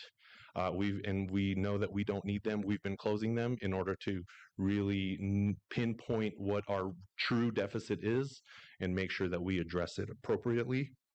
But with the certificated, we're happy to see a 3.4% decrease, which is about $810,000. For the classified, $181,000. In employee benefits, we did see an increase in expenses of $600,000, but that's primarily related to the state's increase into the state teachers retirement system, right? So that expense went up, but there was a corresponding revenue from the state side. So if you excluded that, we would have seen a $400,000 savings in the employee benefit side, which corresponds with the fact that the salaries are also decreasing. So that's all good news. We are seeing increases in operating expenditures, specifically utilities. And so that's required an increase in our budget of about $1.5 million, resulting in about a 1.66% increase in expense. But a lot of that has to do with that state teachers retirement system contribution in the benefit side. So we're really looking at a $1.1 million increase or change from what we budgeted, but a lot of that comes from the state teachers retirement system. So we're about flat. Mr. Intezari, the parentheses on the right-hand side of the money and combined, that's either a plus or minus based on the budget numbers, correct? Correct. So it's comparing that minus 1.66% is saying that that expense is 1.66% higher than the adopted budget. Thank you. I just felt that positive numbers conveyed positive information, so trying to be clear and concise. Okay, so what's the significant changes from the budget variant, the budget that we adopted versus the budget that we project now significantly is impacted by one-time funds. The district is the district received $1.185 million for the Student Support and Professional Development Discretionary Block Grant, and then $173,882 related to the Learning Recovery Emergency Block Grant. So the LREBG, that might sound familiar, and it was the one-time funds that we used to continue the programs and interventions that were in place using the ESSER dollars, and then we used that to supplement another year. Those funds originally came in at $3.6 million and were reduced to $3.1 million, just kind of highlighting the volatility that we experience when trying to budget. But that you can see about a $1.4 million increase. So between that and the STRS contribution from the state that we recognize the revenue for, that primarily made up our difference, including the increase in LCFF. So the impact on our fund balance after these increases is that originally we were estimating a budget. We started the year with $24.59 million in total fund balance, right? Total, restricted and restricted. That includes grants. And then we were expecting that to go down to $18.96 million, but now we're actually going to hold at $21.4 due to those one-time funds. But like I said, I mean, we love one-time money, but it also comes with issues. It's very difficult to plan things out because they're not in perpetuity, and that just makes a significant challenge. So when we've been discussing about our deficit, we've been trying to consider taking out one-time money because it just muddies the water, right? So if you take out that 1.4, we're really at like a $4.5 million deficit spend for the year. Any questions so far? No? Great. All right, so the multi-year projection I know is extremely important to everybody. I know it's a big topic at CSBA, so just wanted to talk about the components. So we are meeting all of the minimum requirements, and due to our newfound savings, we're actually able to meet the board reserve of 9%. I don't know if you recall, but for the last multi-year projection, we had shared that while we're meeting the minimum 3%, we were not meeting the board minimum 9%. We were around 6%. So now that we have reduced the spending in the current year, that translates year over year because it's cutting out ongoing expenses, and we've been able to bring that minimum back up to the 9%, which we're very proud of.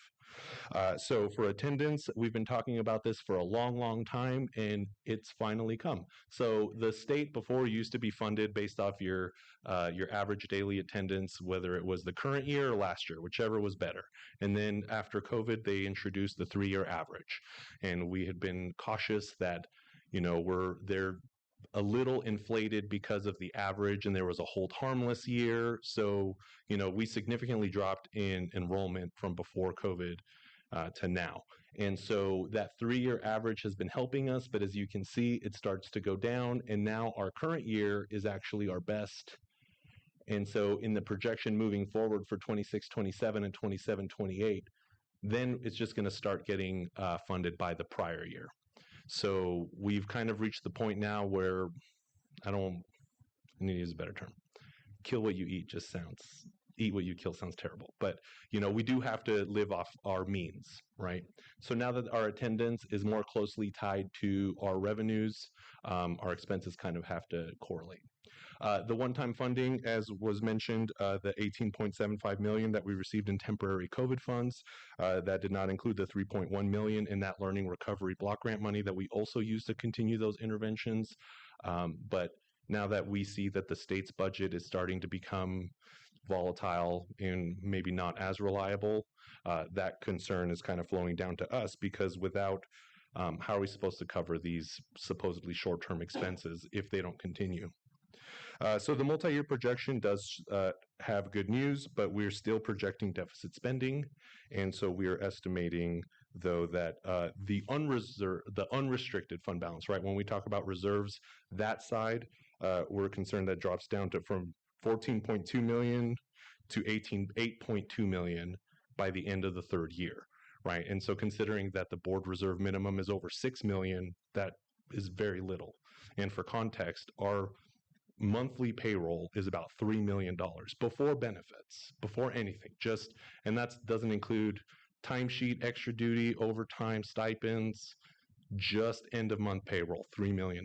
So you can see how that becomes, even though it might sound like a lot of money to our personal, situation, as far as a large agency, it's not sufficient. Any questions on the multi-year? No? Okay.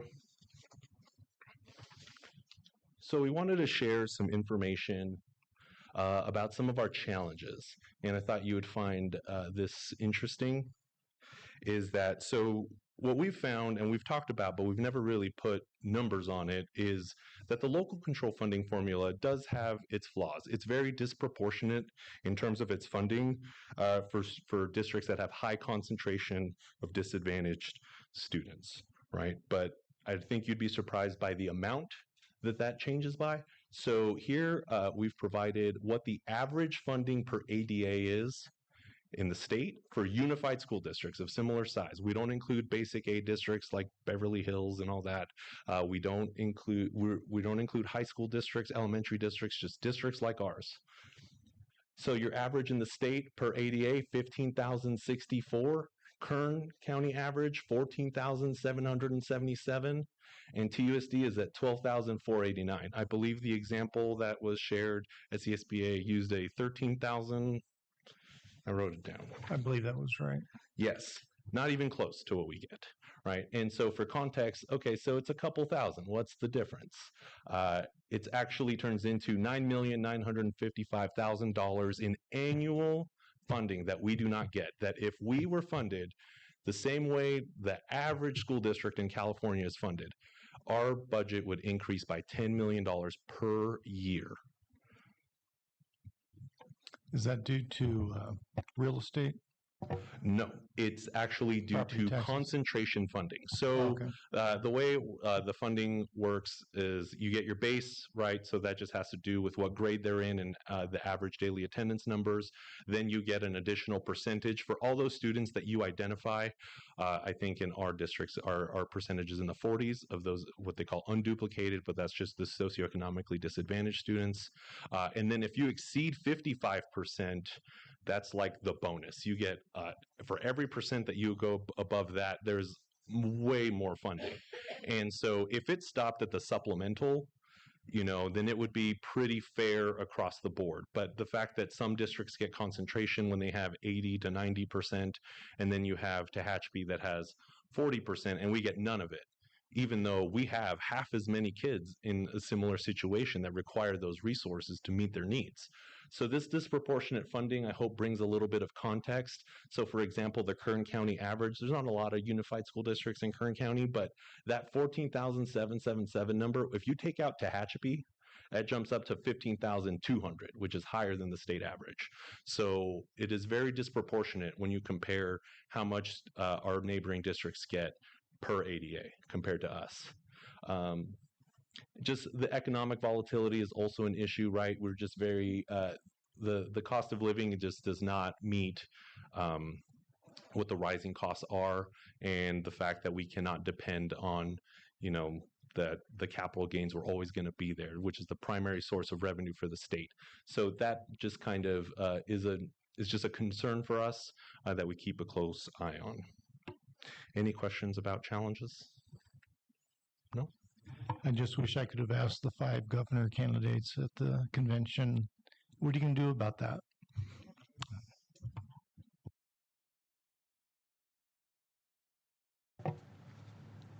All right. So not a good segue, but that was basically the end of it.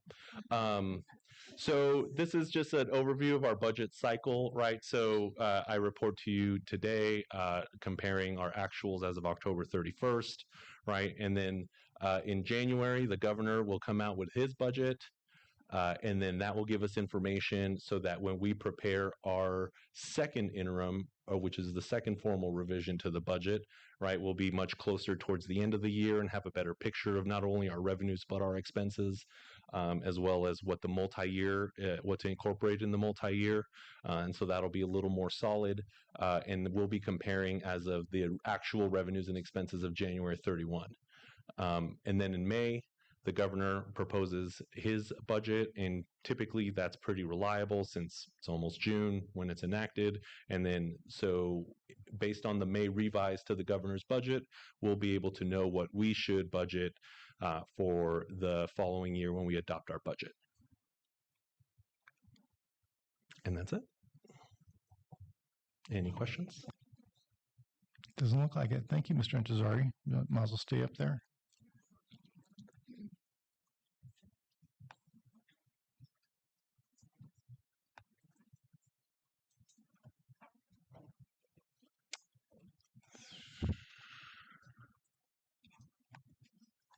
Come on.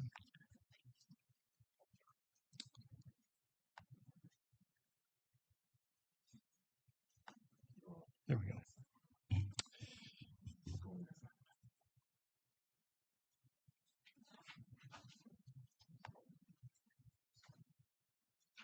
Hang on.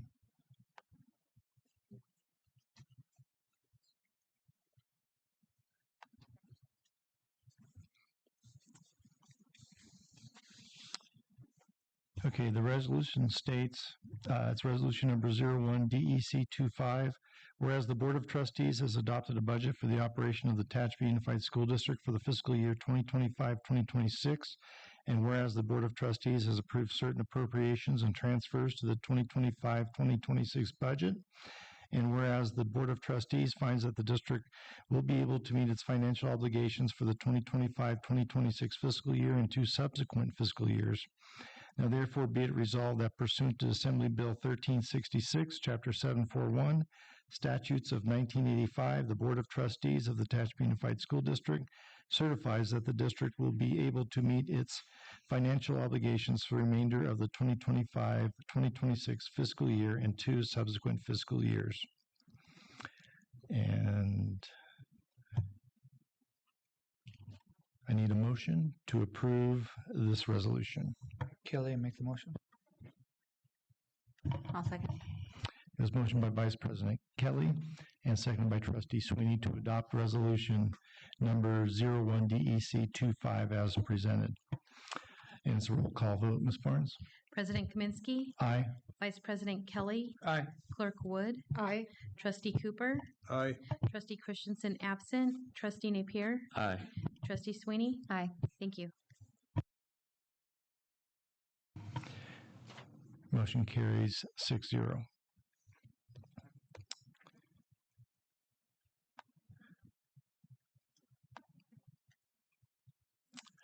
Item number 11, adoption of resolution number 02-DEC25 annual and 5-year accounting development fees for fiscal year ending June 30th, 2025. Mr. Intezari. Thank you, President Kaminsky. Education Code authorizes school districts to levy a fee against any development project within their district for construction or reconstruction of school facilities for the purpose of increasing student classroom capacity. So the report analyzes just what the fund, our capital facilities fund, where developer fees are collected, began the year, the 2024-2025 fiscal year with $2.6 million, with interest collected of $68,000. There was a fair market value to cash and county treasury. That's because the cash that we put into the county, like our main bank account, you can think of it kind of like a money market fund, right? It doesn't just sit in cash. It's invested in the county pool. And so that had an increase in fair market value of $38,000 that we recognize on our books. And then we've collected $833,283.90 in developer fees. In terms of expenses, the district had a site acquisition for Tompkins Elementary School, concern for increase in the need for space here in town, as well as professional services related to facilities master planning. And there's administrative expenditures allowed by Education Code. This is just for administering the program, right? My staff has to collect refund, confirm that the projects are actually legitimate. And so we are authorized to collect a 3% fee.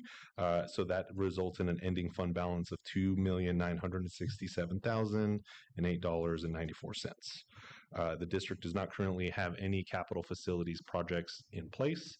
The district does not intend to borrow any of these funds, and the district does not have any unspent funding over the last 5 years that have been collected, more than 5 years old, that have gone unspent.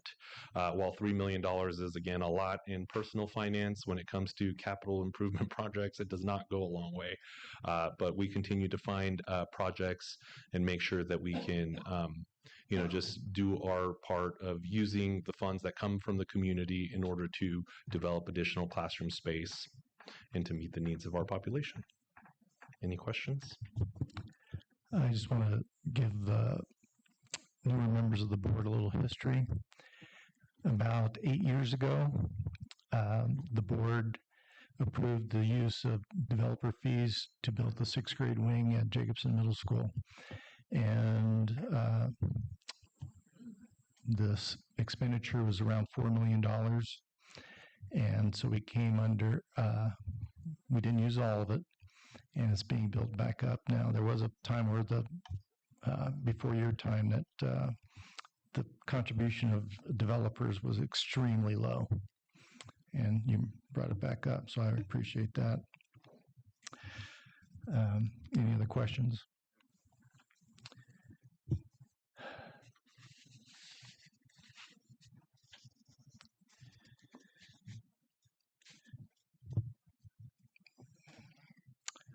So this resolution is long, and I was hoping to condense it, and I don't see how I can.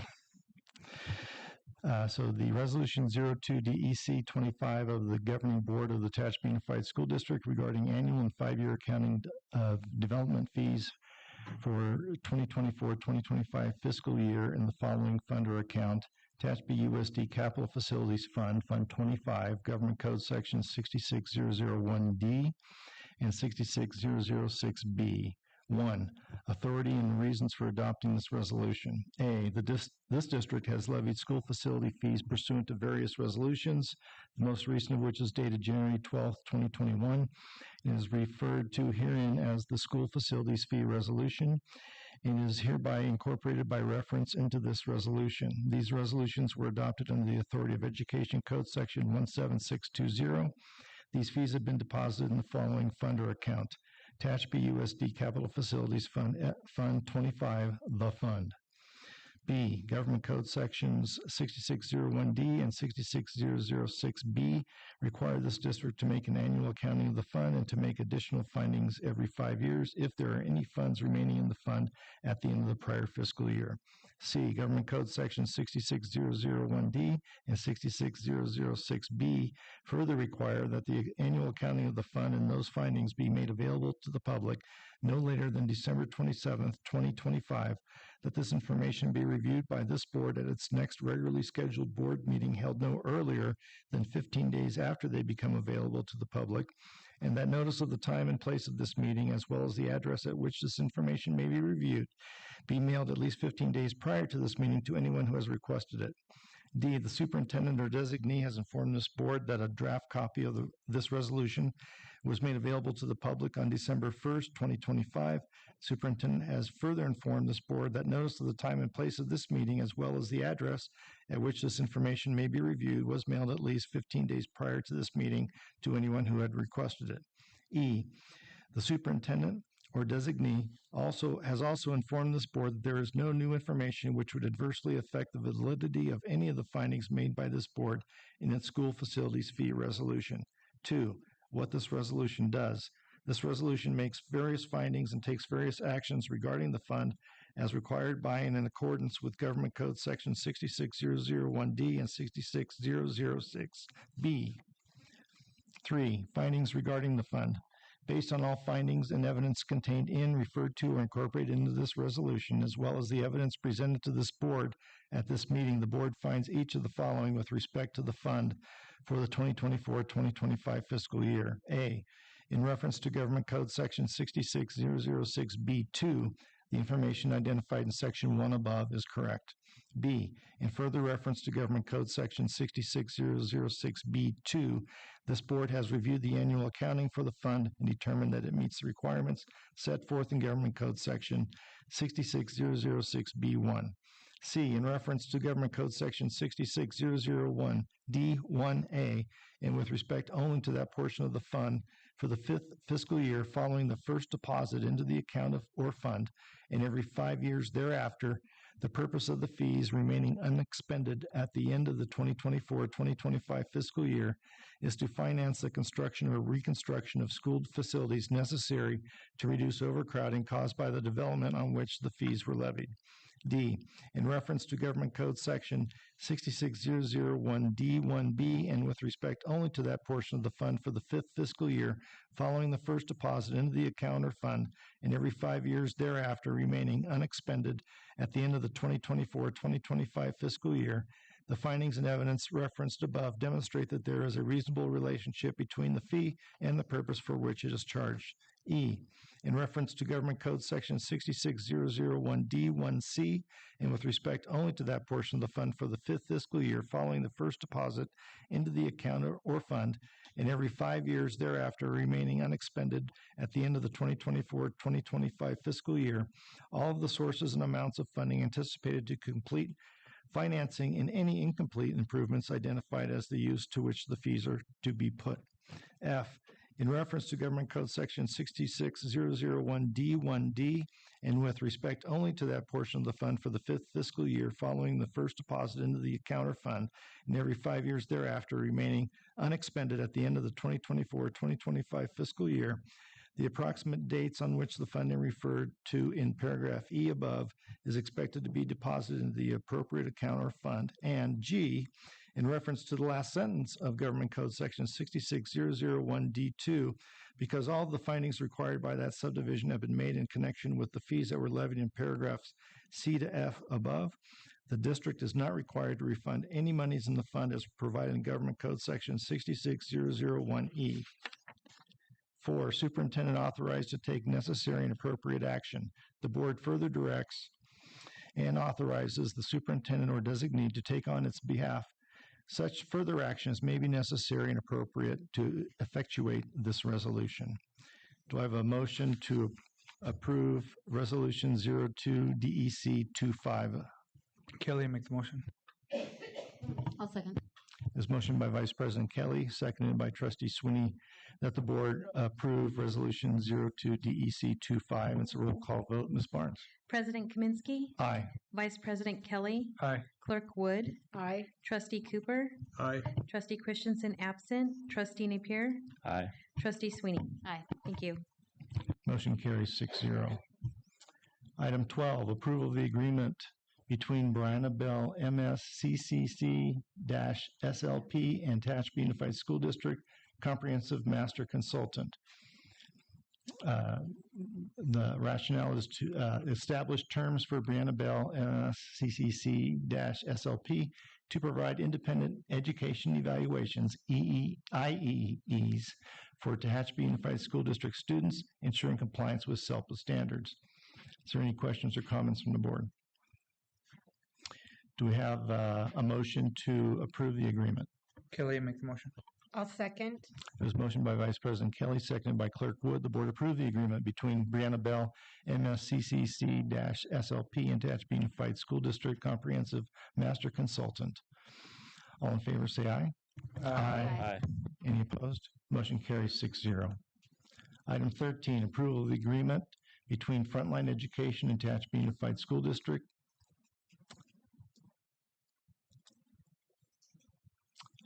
The district currently utilizes Happy Fox for help desk ticketing and a separate Frontline Education module for asset management, resulting in disjointed workflows and efficient tracking of technology resources.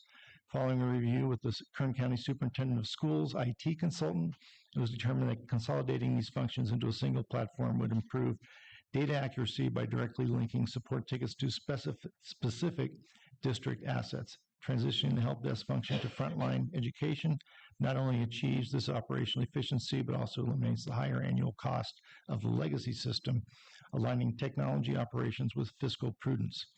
Is there any questions or comments from the board? Is there a motion for the board to approve the agreement between Frontline Education and Tehachapi Unified School District? A motion. Kelly, a second. This motion by Trustee Sweeney, seconded by Vice President Kelly. The board approved the agreement between Frontline Education and Tehachapi Unified School District. All in favor, say aye. Aye. Aye. Any opposed? Motion carries 6-0. Item 15. Oops, see, I skipped one, but I caught myself. Number 14, approval of the agreement between King Educational Services and Tehachapi Unified School District Comprehensive Master Consultant. This is to establish terms for King Educational Services, LEP number 4121, to provide independent education evaluations, IEEs, for Tehachapi Unified School District students, ensuring compliance with SELPA standards. Any questions or comments from the board? Do I have a motion to approve the agreement between King Educational Services and Tehachapi Unified School District Comprehensive Master Consultant? Kelly, make the motion. Second. This motion by Vice President Kelly, seconded by Trustee Cooper. The board approved the agreement between King Educational Services and Tehachapi Unified School District Comprehensive Master Consultant. All in favor, say aye. Aye. Any opposed? Motion carries 6-0. Number 15, approval of the agreement between Speech Bananas and Tehachapi Unified School District. And the purpose of this agreement is to provide an independent educational evaluation to a particular student. Any questions or comments from the board? Is there a motion to approve the agreement between Speech Bananas and Tehachapi Unified School District as presented? Kelly, make the motion. I'll second. Motion by Vice President Kelly, seconded by Trustee Sweeney. The board approved the agreement between Speech Bananas and Tehachapi Unified School District. All in favor, say aye. Aye. Any opposed? Motion carries 6-0. Number 16, approval of declaring certain district property as surplus obsolete. Transportation.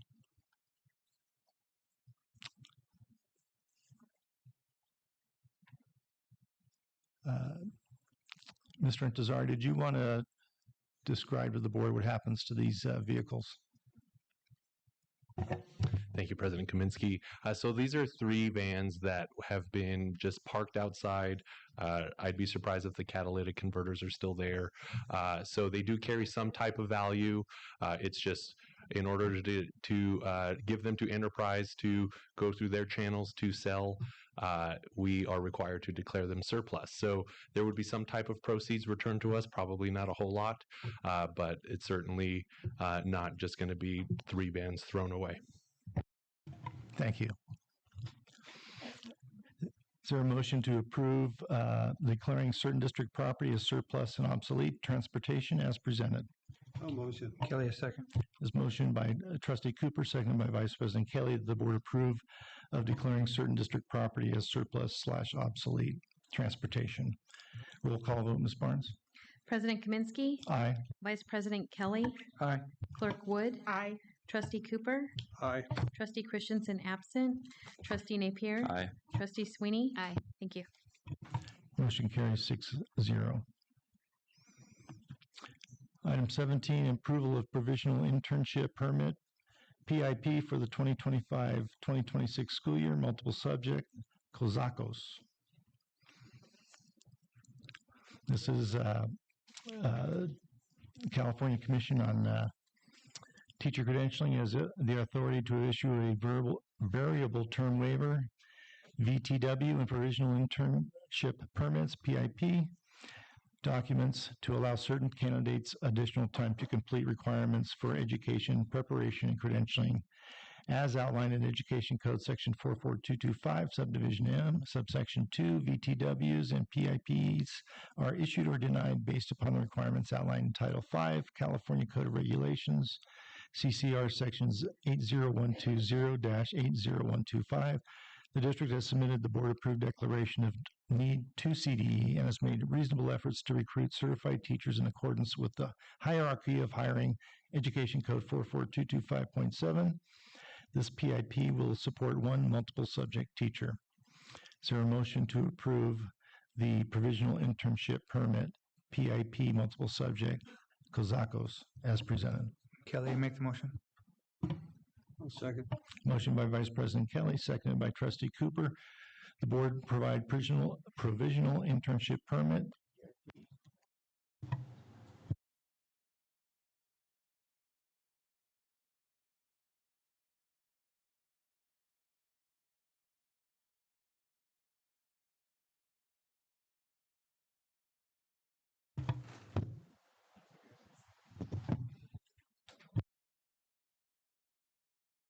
This side. Turn it off and on. Mine works. You can all talk. Okay, it works now. It's I'll on. share. You had to turn it off and on. I start the meeting. So I believe we had a motion from Kelly and second by Cooper. The board approved the provisional internship permit, PIP, multiple subject, COSACOS as prevented. All in favor say aye. Aye. Any opposed? Motion carries 6-0. Future items.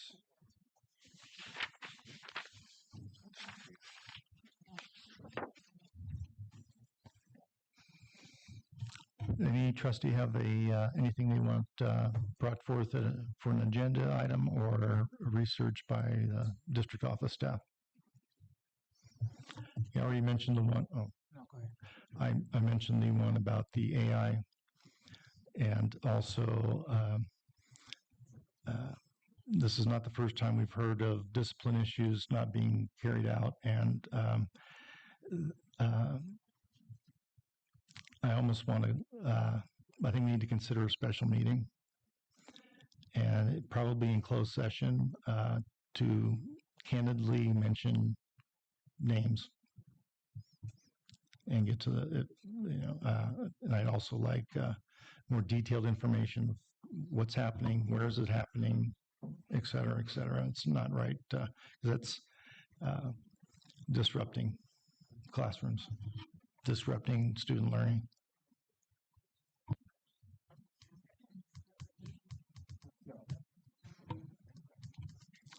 Okay, public comments for closed session. Are there any comments for closed session? The item is one item, Public Employee Performance Evaluation, Government Code 54957, Subdivision B, 1, Title, Superintendent. I do not anticipate a report out, and we are going to closed session at 7:18.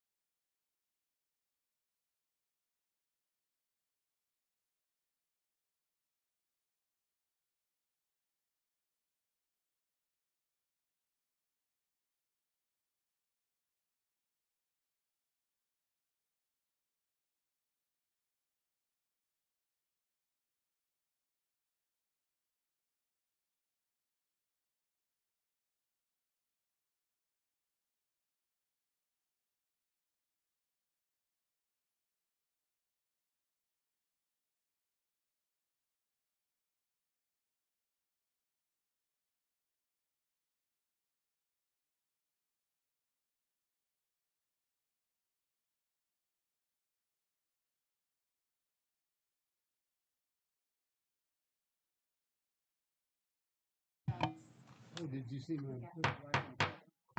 It's 9:05 and we are coming back from a closed session and there's no report of action. And at 9:06, we are adjourned.